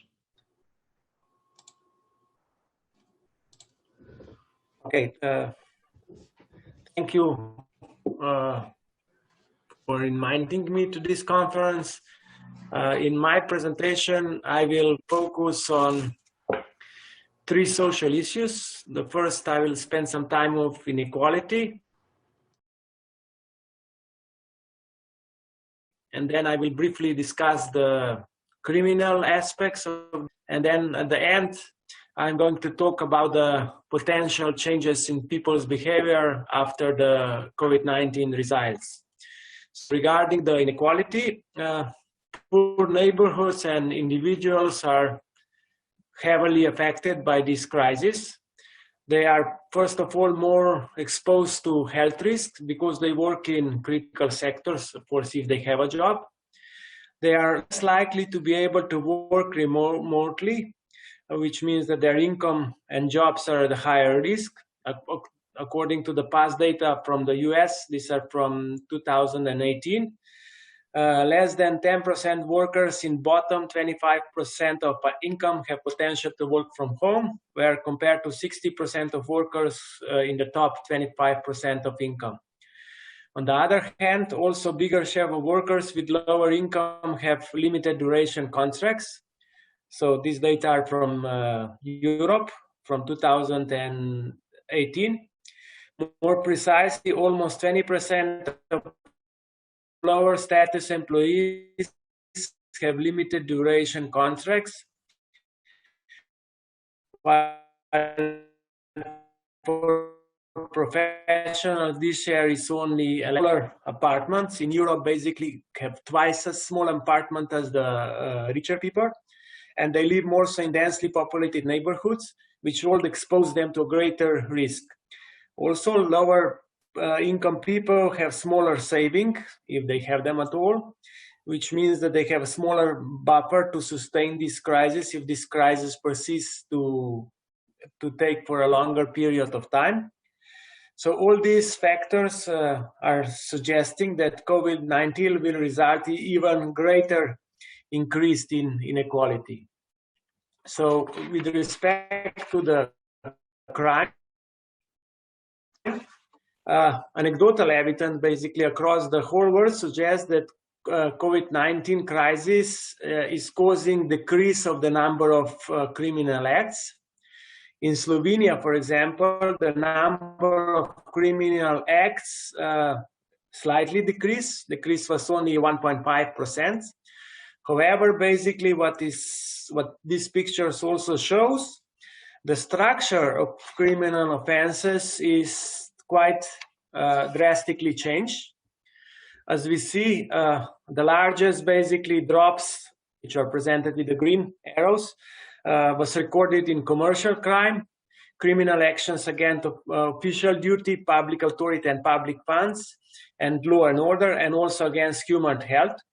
On the other hand, the biggest increase was due to criminal acts against marriage, family, and children. In this area, domestic violence increased substantially. For example, in Slovenia, it increased more than 15% based on the average of previous risk. And what the evidence also shows that this increase is mainly has happened mainly in low-income families. Now, the last thing which I want to is going to change or is changing people recovery. There is a clear difference between nations about the recovery. Generally, the Europeans are less optimistic about their countries' recover after COVID-19 compared to the other regions of the world. The most optimistic are actually basically Chinese, because the crisis is almost over, and also surprisingly Americans.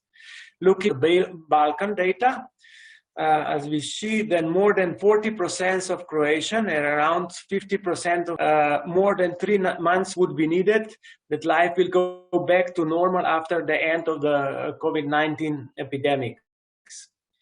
So on the other hand, basically, what habits from isolation period will maintain also future? As we can see that the biggest share in all 3 countries was given in hygiene, more precisely in hygiene of hands and living space. So for example, like 42% of Slovenia's number was slightly lower. On the other hand, 33% of Slovenes will try to make more food at home, while for Serbians and Croatians, these numbers are substantially smaller, only around 16%. Now, after the end of the epidemics, basically Slovenia expects that online shopping will expand. So 55% of them said that this is going to happen likely or very likely, followed by the great importance of public health, so around 50%, and the country's focus on self-sufficiency, 48%. On the other hand, the Slovenes expected that there is going to be a reduction of international trade. Basically, 25% said that this is going to happen likely or very likely. The picture, there is a slight difference in Croatia and Serbia compared to Slovenia, especially a large difference between the prediction of probability of change between the population of Slovenia and the population of Croatia and Serbia can be seen in the claims that the countries will focus on self-sufficiency, promote work from home, and the probability of transition to online education. And finally, this is from the study of McKinsey.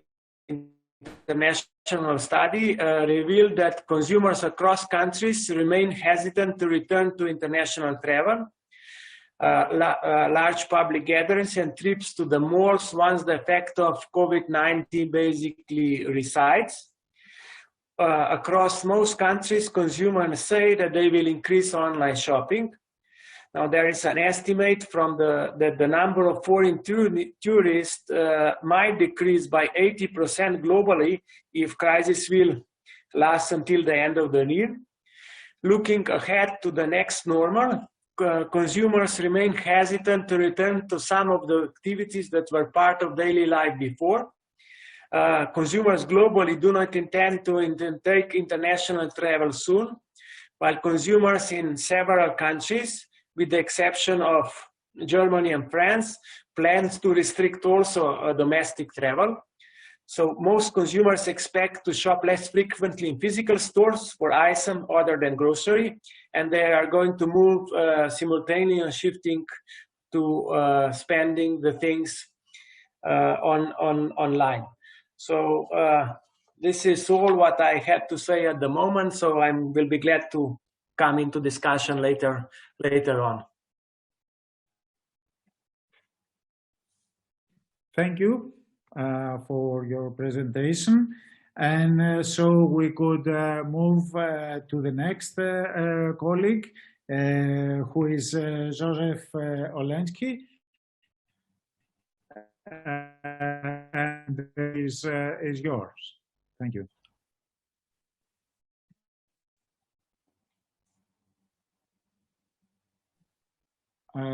Professor Olensky, can you hear me? Yeah. Good evening or good afternoon. We are. Do you hear me? Perfect. Thank you. Perfectly. So I'm ready to make my contribution. Thank you. You can start. Yes. Okay. So first of all, I would like to thank you very much for inviting me to this very important and really conference that deals with strategic problems of today, not only medical, not only economic, but also political, technological. And I would like to pay your attention on the things that are rather the aspect of these main problems that are discussed now. Because now, during our conference, we discussed the economic consequences, social consequences of pandemic, and also the pandemic processes as such. I would like to say a few words about that will help us to explain why governments, societies are so surprised by the phenomenon of pandemic that happened rather unexpectedly. I think that the answer we can find analyzing the information environment in which we are now in a global economy. So I want to formulate a thesis that along the globalization of economic, social, political processes, there are growing the information gaps, and governments, businesses, also societies, they are living in a growing information gaps and how to say uncertainty. So the duty now, what lessons we can learn from the pandemic, because this pandemic, it's not a global pandemic, it's not a completely new thing. We do not remember that, but from history we know that about exactly 102 years ago, we had a terrible pandemic. It was so-called Hispanic influenza. And some estimate that about 50 million people, it was just the end of the First World War, about 50 million people died because of this flu. Now we have a pandemic that is to some extent under control, to some not. And what we can do now or should do to fight more effectively with such a catastrophes that like pandemic, and not only pandemic. I think that what could be done is to build the global information infrastructure, like, for example, financial sector has built their own global information infrastructure. Telecommunication has the same. And some branches of economy that are globalized have built their own global information infrastructure. But in some domains, the United Nations and their specialized organization are trying to do so, but as we see, not only World Health organization, was in fact not prepared for such an unexpected phenomenon like coronavirus.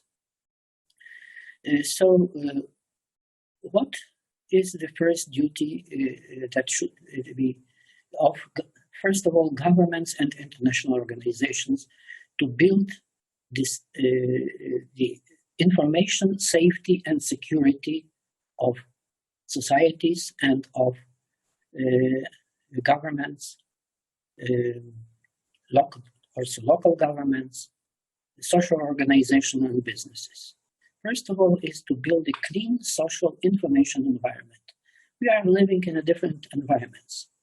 It is a natural environment, ecological environment, economic, institutional environment, also social environment. And what is important today is a information environment. It should be treated in the same way like, for example, a natural environment. You can see what has happened with our information environment, under which I understand information systems, resources, processes that are creating our, information network. Now we are receiving a lot of different information that are relevant, not relevant, on pandemic, and it is mainly dominating issue in mass media, in politics, in also the researchers started to analyze those processes. I think that we should, by we, I understand the institutions like statistical offices, scientific information systems, also research institutes, academia. We should formulate the proposals to build a systematic collecting and dissemination of verified, of a good quality information. Because now in our information environment, we have a lot of noise, a lot of information without any control of the quality. We do not know. Just only for the 5 minutes, if you could summarize, then you will have the opportunity for a second. Go. What next is needed? It's we need new theoretical approaches and new methods. Just to give you the example. Now we were discussing in these two sessions, first sessions, a lot of things about the crisis that our economy is facing because of a coronavirus pandemic. Well, I think that it is not a crisis. It is in fact lockout. Why it is so important to identify this, what is happening in many countries, that it is not a crisis but lockout. Because the way out from lockout is different than from economic crisis. And I think that some, prophets, I would say, economists that are forecasting that it will take years for economy to get out from this situation may be completely wrong. It should be just analyzed and proven. What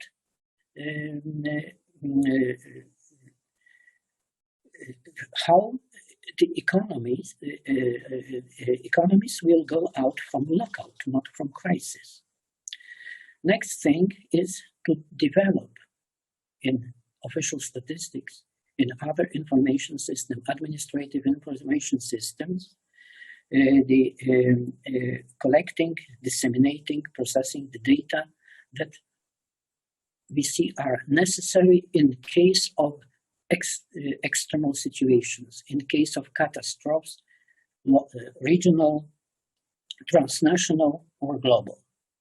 I have in mind, first of all, the trans-border information systems and transnational information infrastructure.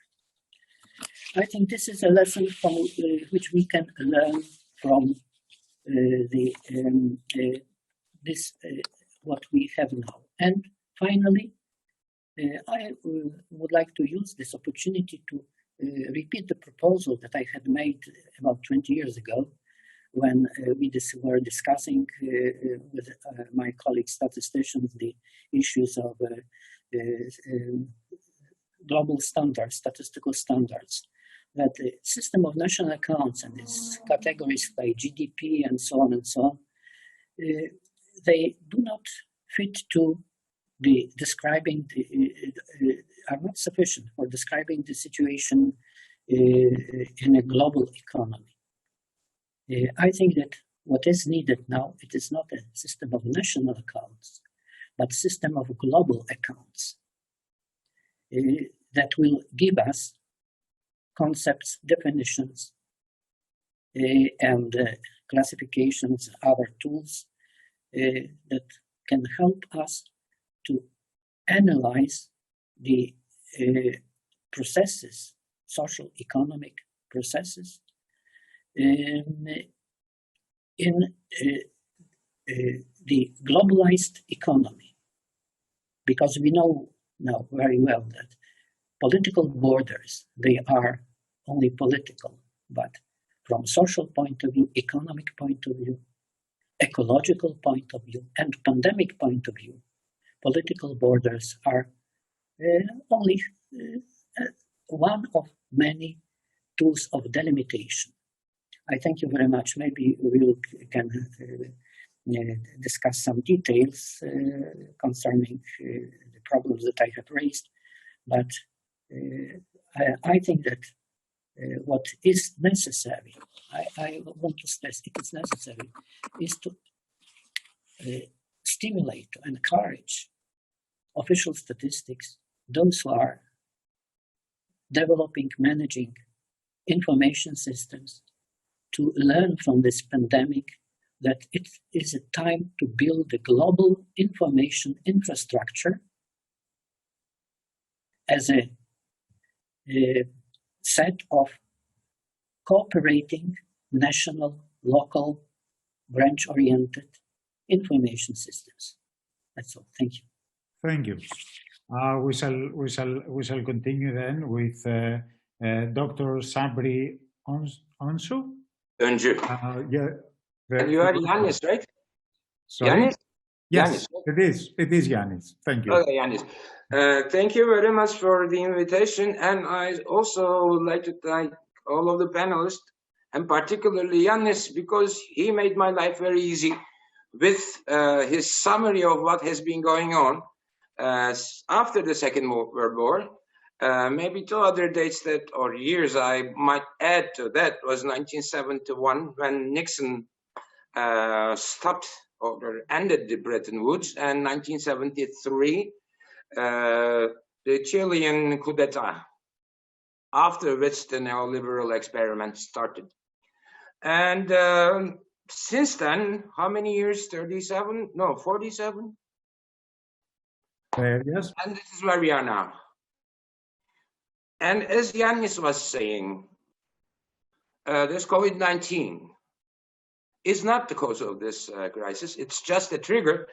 And this crisis has been going on probably since the dot-com crisis of 2000, after which we experienced the 2007-2008 crisis, then 2010 European debt crisis, and several other things.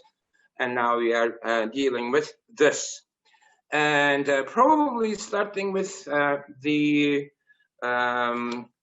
presidency of Clinton. What we observed is the rise to prominence of the finance sector. Indeed, if you remember, we started hearing the word globalization for the first time after Bill Clinton became the president, and shortly after that, another term came to being, probably 5 to 6 years later, maybe a bit later. and it is called financialization. Financialization, globalization, neoliberalism are all the names of the same thing, which I will call imperialism, if you like, during which the finance capital becomes the dominant power. In the first panel, if you all followed, Michael Hudson talked about the financial oligarchy, and Jeffrey Sachs talked about neo-fascism that's going on in the US. In other words, there is a crisis of democracy, not only in the US, however, probably all around the world, because the leaders of our countries are now in the service of the financial oligarchy. And if we are going to somehow, in the Michael Hudson's words, fight with the winners of this war as the losers, and reject the reparations that we are paying to the winners, we have to somehow deal with this crisis of debt, all the money that we owe to them, 1%, or if you like, the financial oligarchy. If you look at what's going on in countries like the US, Eurozone, particularly the European Central Bank's interventions, Japan, Bank of Swiss, and other major central banks, all the interventions that they are doing are interventions in the service of financial oligarchy or finance capitalism. And what we are suffering from, as the rest of the 99%, is a heavy debt burden. And what the COVID crisis made apparent was that these debts are not payable. In other words, we are getting ready to experience a major global debt crisis, and we are waiting for a trigger. And it turned out that that trigger happened to be the COVID-19. And COVID-19 made visible the major debt crisis that we are going through.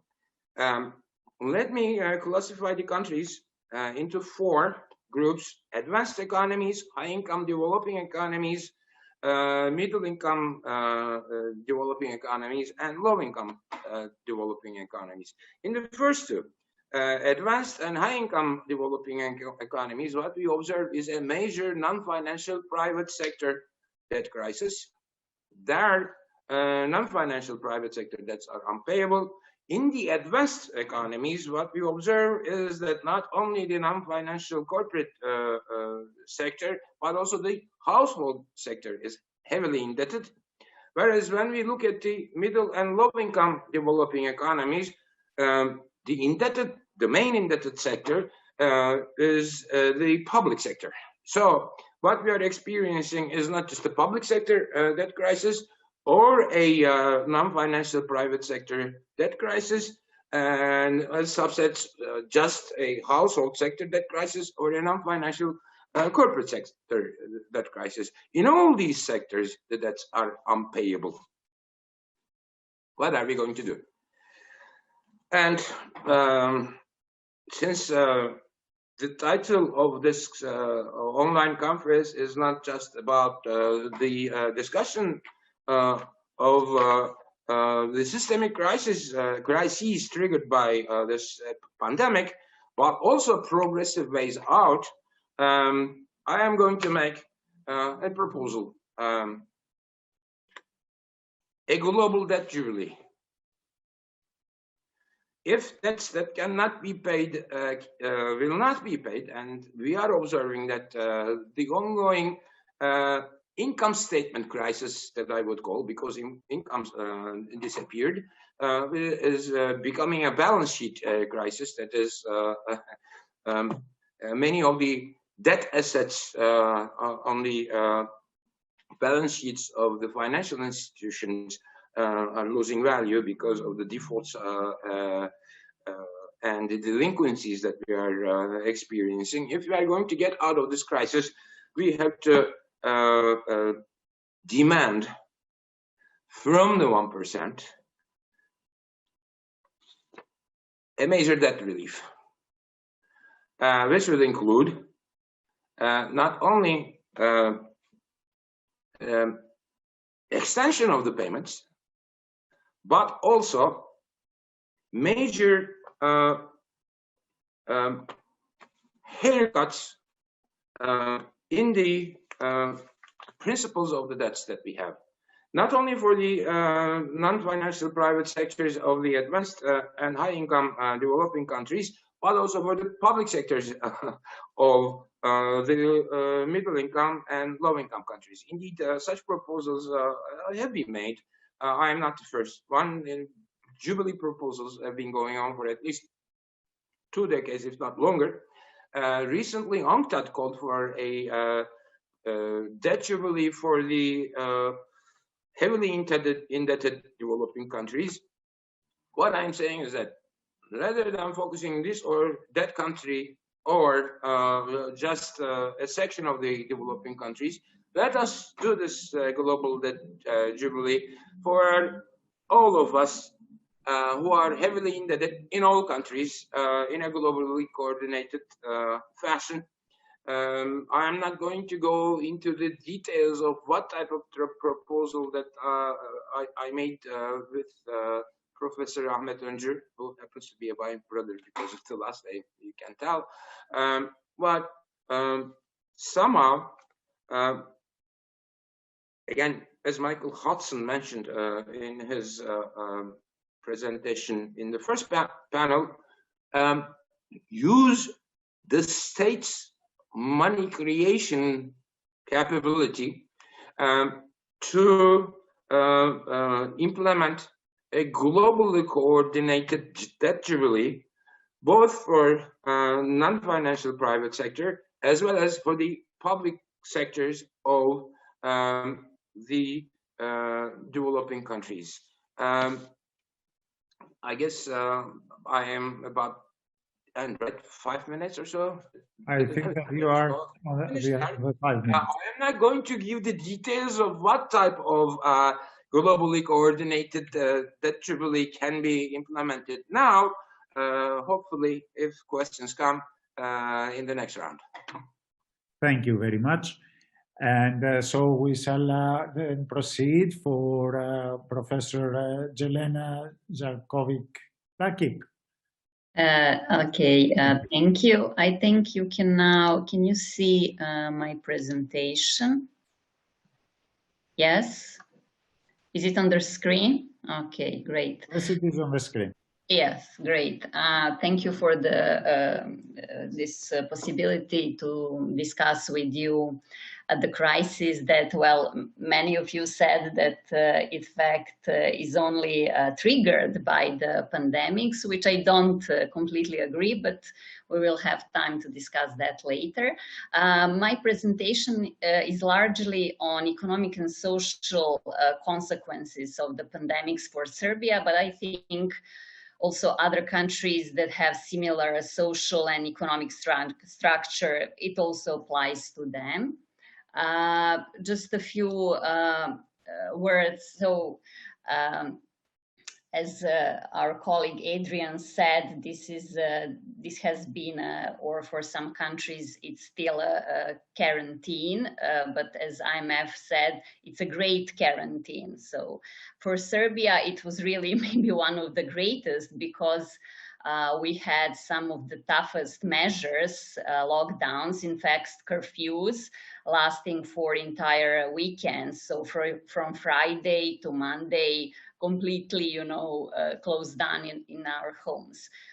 But on the other hand, and the measures started, you know, easing since last week. And it seems that we managed to control the epidemic in Serbia, as if you look at the death toll per million of population, It's one of among the lowest in Europe. And I think the whole Central and Eastern Europe fared much better than the Western Europe if you only see this indicator. So in terms of the consequences, so in total we had some 50 days of the quarantine. Now, I mean, since last week, it's much better and there are no more curfews.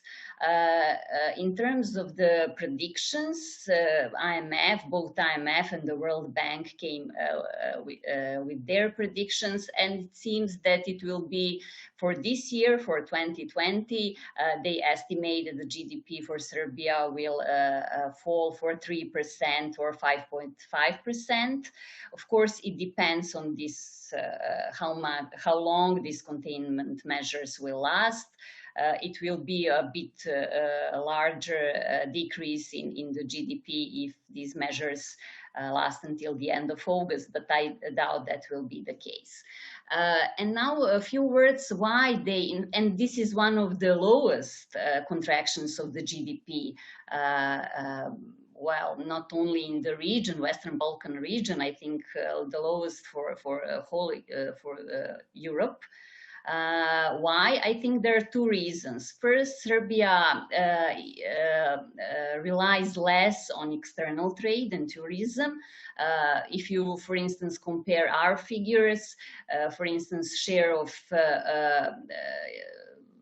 contribution of the tourism to GDP, it's only 6%. That's much less than, for instance, 25% in case of Croatia or 12% for Slovenia.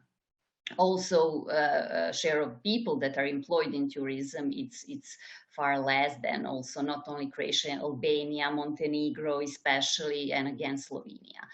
Also, I think there is a second reason, that's the use of fiscal resources. So we have a quite big fiscal package. It's close to 11% of the GDP. So it's also one of the largest in Europe. And it's quite similar to programs that you've seen in other countries. So government is going to cover wages for all employees in the private sector and also providing additional liquidity. But now I think we've been talking, at least in Serbia, about the economic consequences and much less about social consequences. And for Serbia, well, the problem lies in the fact that it has one of the highest income inequalities in Europe. So one of the highest Gini, the highest at risk of poverty rate. So it's around 24%. And the labor market, I mean, that has been the case for almost 2 decades. So the labor market is very segregated. It has this dual structure with, let's say, almost half of the employees belonging to this secondary labor market. So less secure jobs, lower paid jobs, and many of them are in fact working in informal economy. It's 20% in Serbia, and it has been for the last 20 years. And also not only people working in informal economy, also those having formal contracts, but quite flexible contracts, so part-time, 0-hour contracts, or maybe working through leasing agencies. And as we know, I mean, looking at previous crises, we know that people with insecure contracts are in fact the first to lose their jobs, and many of them will be young people because young people have less working experience and they're in fact first to become unemployed when the crisis hits. Also, I think, and maybe I think one of the panelists mentioned that yes, I think Matjaž was talking about the percentage of people who can work from who had in fact that luxury to work from their homes, and people working in precarious employment. And as I said, almost half of the total employees in Serbia are in this precarious employment. They in fact have this less possibilities to work from their homes, and it's not only, that's not the only problem. They're in fact, and many of them have to continue working, so exposing themselves to the virus, but also potentially the others. And I think the other problem is also that especially those that are working in the informal economy, they cannot access formal, in fact, they cannot access social safety net. And part of this large fiscal program, there is one measure that can be useful for them. The government announced payment of, let's call it an unconditional transfer to all adult citizens. Something similar was, I think, introduced in the US and also Japan, and I've seen that Spain is thinking about introducing the same measure, but it's only one-off payment. So, and it's quite low, it's 100 euros. So it cannot help much, but it's better, you know, to receive something than nothing. And also for years, remittances served as a kind of, you know, informal social safety buffer. They account for almost 8% of the GDP in Serbia, and also the previous experience with previous crises shows that they tend to be resilient during economic downturns. But this time, this may not be the case, because also our people, I mean, people from Serbia working abroad also may lose their jobs. And what we've seen since this crisis started is that many of them have returned for Serbia, which means that also, I mean, those that are working on flexible contracts elsewhere were forced to come back to Serbia. And this is my last slide. So just concluding, Mars, I think that in terms of the social consequences, in fact, this crisis revealed some, well, they're not new systemic problems. They have existed before, but they just became maybe more visible during this crisis. And that's the fact that, for instance, almost 200,000 people older than 65 have no pension income. And for instance, the government decided when the crisis started to increase the pension for some pensioners, but for these people, I mean, they can only receive this 100 euros, you know, like this one-off payment. And also there are poor people that, due to some very harsh eligibility criteria, cannot access formal social safety net. So, and when a crisis like this, you know, hits and they cannot work, maybe they're just working in the informal economy, but when you are, you know, locked down in your house, you cannot go to work, even that informal one. So they're left without any income. And I think that will be, of course, in the coming years, due to the economic situation, it will put a pressure on government budget, but maybe when these public revenue conditions improve, this should be put on the agenda, you know, to integrate the people that are in fact not visible to the formal social safety net, to try, you know, to integrate them in this formal social safety net. Thank you. Thank you very much. Just something that it came into my mind, and I think that will be interesting to discuss it briefly the rest, some of the time that we have available. A lot of virologists and also epidemiologists have pointed out that this virus, COVID-19, has not, compared with other similar viruses, a very big mortality rate.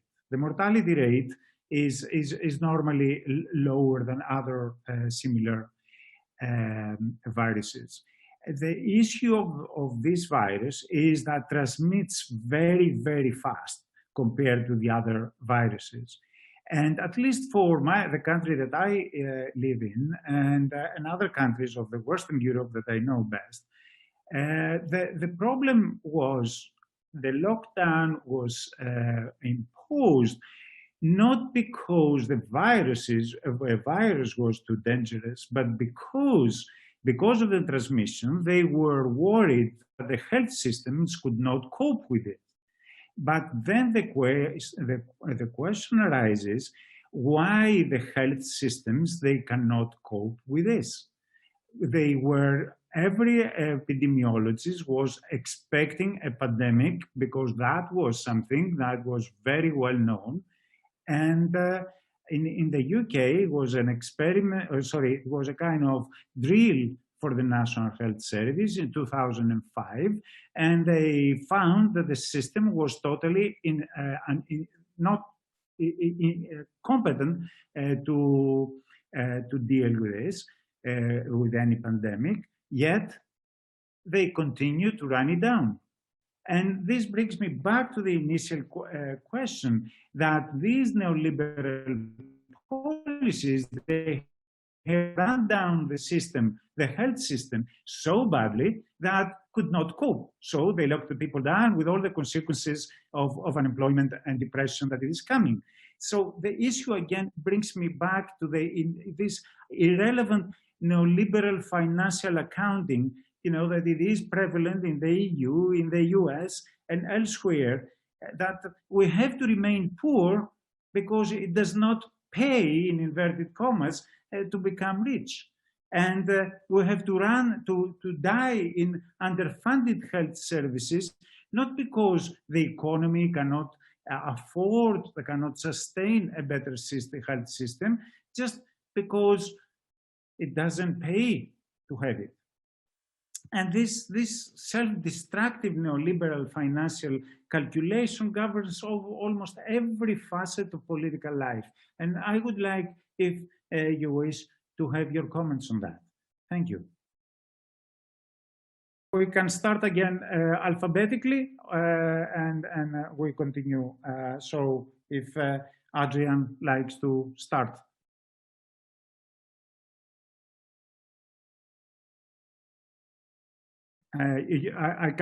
We cannot hear you. Thank you. I think that's a very important question, and it's going to be the heart of the policies for at least the UK government in the coming years and decade. I mean, as I mentioned, when we analyze the systems in Europe based on what the capacity to cope, the readiness to cope with a pandemic of this type, UK and Italy and Spain, which were hard to see it, were the less prepared. And you quite rightly said, I don't want to do the history of not funding NHS, but I want to make one point. NHS was brought down to bring down inequalities in our society. It was free at the point of delivery, and it was supposed to be something that quite a lot of countries would copy. What happened is that the way, and probably you're right, it's got to this liberal capitalism thinking.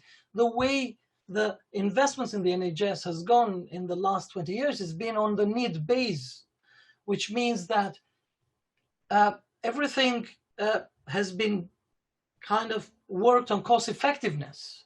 And that idea of working on everything on cost effectiveness and not planning on the supply basis like most of the economies. I mean, the German system was not based on just need base, but it was much more on supply base, and it had more capacities to build.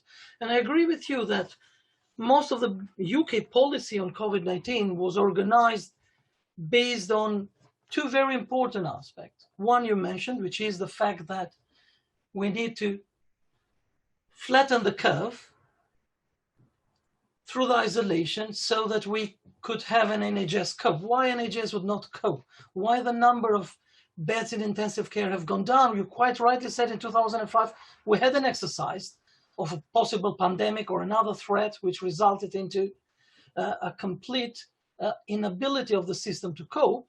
And then we did absolutely nothing. And I think this is what probably needs to change, the way we look in our welfare state, and health system is part of it. The way, I mean, Yelena talked about the elderly and the way the pension system worked. We need to go back. And we know after the 1930s crisis, the answer in Keynesianism was at a less liberal capitalism and a more government sort of investment. And I'll leave it to this point so I can let the other colleagues to talk about it. Thank you. We can move to the next colleague who is willing to talk, and is Professor Coman.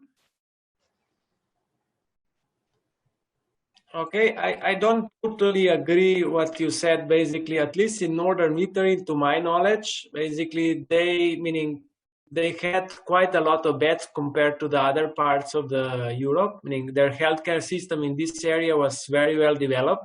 But still, meaning the demand for these beds was really huge, so that they could not cope. Regardless, meaning like in Slovenia, for example, we have at the moment basically the only healthcare sector is public sector, but it's underfunded. No? The healthcare cost is increasing enormously. Just look at the medications. Basically, there are new medicines coming into the markets, biological, genetic. These medications basically just for one costing 10,000 €. So the question which the society needs to, meaning each country needs to resolve, how much is going to put amount of money it's going to put in public healthcare system. And then if it puts more, somebody needs to go because the resources are limited. So what it goes?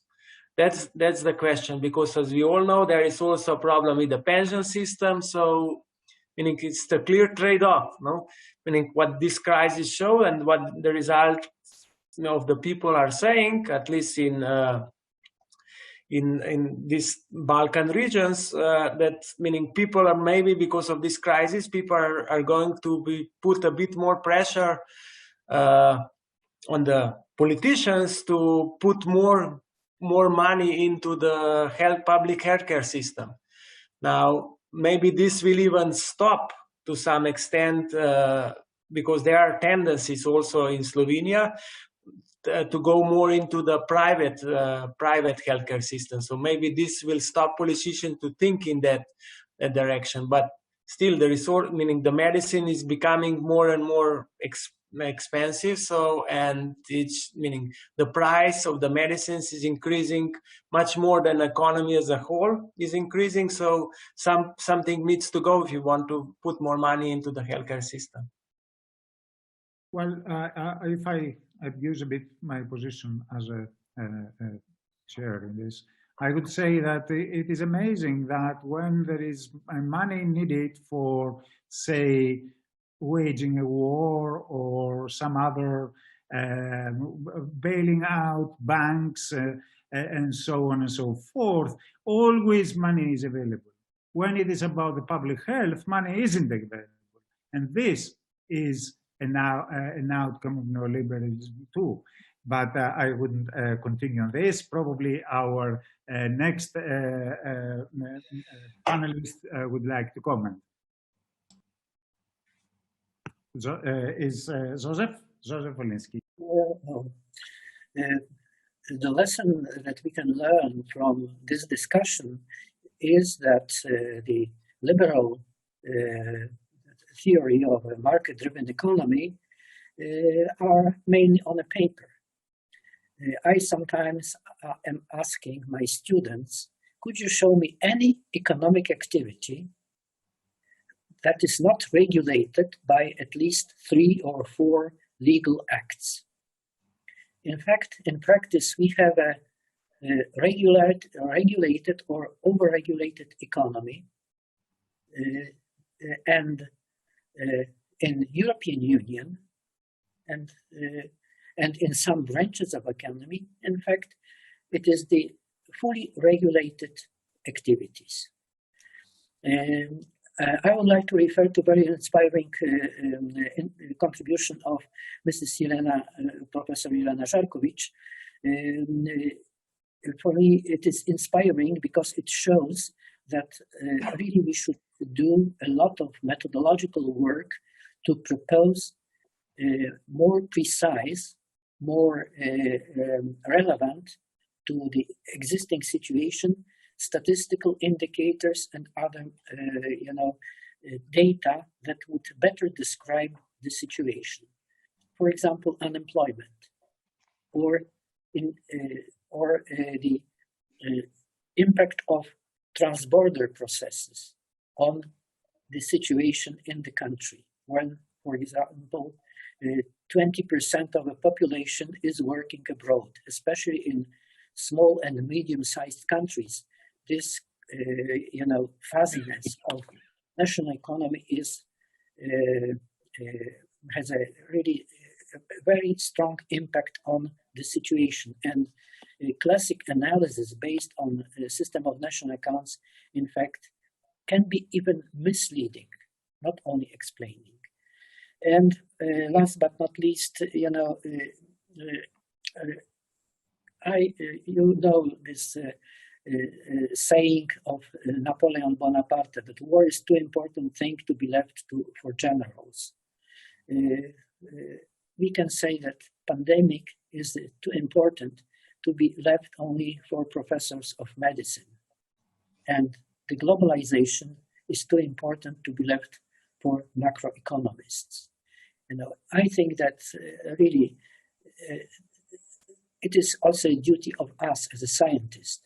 We should more courageously propose and demand from official statistical agencies, from international organizations that are involving in defining, for example, Millennium Development Goals, or in World Bank SDI indicators, to propose more relevant indicators that will explain better the situation and help us to forecast the future.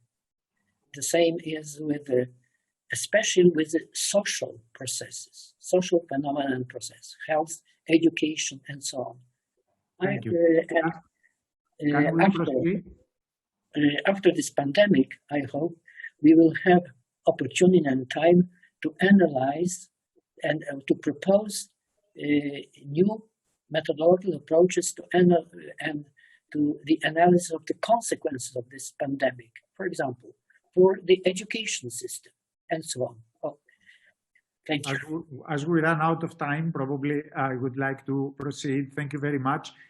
For our next speaker, Samrik, would you like to comment? Yanis, remember I started with a radical proposal. I will continue with some more. Particularly to answer one of the questions that you asked. If we are able to find money to wage wars, if we are able to find money to bail out the banks, if we are able to find money to save the 1%, why can't we find the money to spend for healthcare, more generally for other public goods and services? So my first radical, second radical proposal, before going back to that cancellation, is let's go back to renationalizations. Oh, the public goods and services sectors, plus natural monopolies. What are natural monopolies? I mean, energy sector, steel and iron sector. I don't know. Any sector in which it is socially more beneficial if there is a single monopoly that is in the business. Public goods and services, let me use the definition from neoclassical economics. How do they define private goods? Rival, excludable, right? Let the markets produce those private goods, but nationalize the rest, together with the natural monopolies, because what's being produced in some of the natural monopolies are private goods. Where are we going to find the money for that? Now I go back to what I said in my first proposal. We can use the state's money-creating capability. Where are we going to find the money for the public services? Remember the following. Money in any country is created by the banking system, consisting of commercial banks plus the state. And there are two institutions from the state involved in this game. One is the Treasury, the other is the central bank. And indeed, what we are seeing in the US, for example, is that between the Fed and the US Treasury, they are creating as much money as they like to actually finance this 1% bailout that's going on. They are saving the financial sector. Why can't we save the rest? One of the problem, if you do that, in other words, if you do this, for example, debt jubilee, debt cancellation, using the state's money creation capability, what are you going to do? And they're already doing it. You are going to flood the market with tons of money. How are we going to drain some of that money that we introduced into the system so that when everything goes back to normal, whatever normal means, how are we are going to get that money back? There comes the taxation, tax the rich. Thank you. This is what Piketty and his co-workers have been proposing. So what I'm saying is that let's bring that in to make a globally coordinated tax cancellation, renationalizations, and a globally coordinated, probably wealth register that they proposed so that we can tax the rich and using their money, drain some of the money that we pump into the system and start from a clean slate that Michael Hudson was talking about in the first panel. And I stop here. Thank you very much. And we can go to Jelena if she would like to comment. Just one small sentence. Well, I think this question of financing, and in Serbia we have a public healthcare system, but also very well developed private one, and the spending hasn't been changed for the last 10 years. But as we heard what Arjan said in his comment, for instance, UK had, I think for the last 10 years, they had austerity measures, and that certainly impacted NHS. But on the other hand, we also know when this crisis hit that the UK was talking about herd immunity and maybe, lose some very precious time, preparing for the pandemic. Why I'm again bringing this comparison of Central and Eastern European countries, I mean, looking at their death tolls and those of the Western Europe. I mean, we are hearing, stories of doctors and nurses going to Western Europe, and that's the case not only in Serbia, I mean, for many of the Central and Eastern European countries. So, for instance, Serbia didn't accept the advice of the World Bank to reduce the number of beds, but on the other hand, doctors and nurses, but many of them left Serbia. So it's not only the question of beds, it's also the question of resources. So I think for those reasons, we had to accept this more tough quarantine measures. And I think that also this pandemic will teach us something, not only in terms of how are we going to organize our health systems, but also other systems that should be, implemented when these kinds of emergency situations occur, how we react. So I really think, for instance, what is happening in Sweden. Sweden also doesn't have a very good record because they adopted a more liberal policy in terms of, imposing the quarantine. So I think that also will impact these final numbers in terms of number of people that lost their lives due to the virus. Thank you. I'm afraid that we are almost, we have overrun somewhat the time. The issue is that we have also few questions from our audience, and I feel that the organizers could send them to us, and we can answer tomorrow or whatever to our viewers. I really apologize to them that we didn't have the time to discuss all the questions. But I take this opportunity to thank you very much for your participation and your interesting discussion. And I'm sure that we shall meet again, and probably we shall be able to discuss these issues again, probably after a few years. Thank you very much. Thank you. Thank you very much. Thank you. All the best. Thank you. Thank you, dear colleagues. I hope that you can hear me. I have to say that we are all very satisfied from the organizational qualities of this first attempt of ours as the Association of Economic Universities in Southeastern Europe and the Black Sea. But not only from the organizational qualities, especially from the quality of the content of your contributions and your discussion. As Professor Theodosiou, as Yannis said, we said it also in the first panel, there will be, because we were overrun by many. This is very nice, and it shows how effective the dissemination was and how effective was the live streaming process. We were overrun by dozens of different questions. You will receive these questions, and in case you will find the time in the next days to answer them, it will be a contribution to the final version of the e-proceedings that we will issue.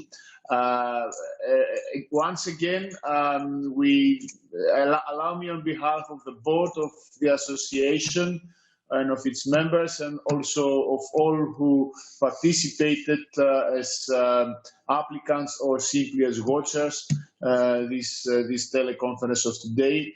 Allow me to thank you once more for your contribution, and to express a feeling that we all have that it was a fruitful procedure that resulted into many important, applicable, and useful ideas for the future of humanity during, but also after the pandemia of coronavirus. Thank you very much once again, and I wish you all the best. Stay healthy, stay calm, and stay as active as you have been today. Thank you very much. Thank you. Bye-bye. Bye-bye. Bye.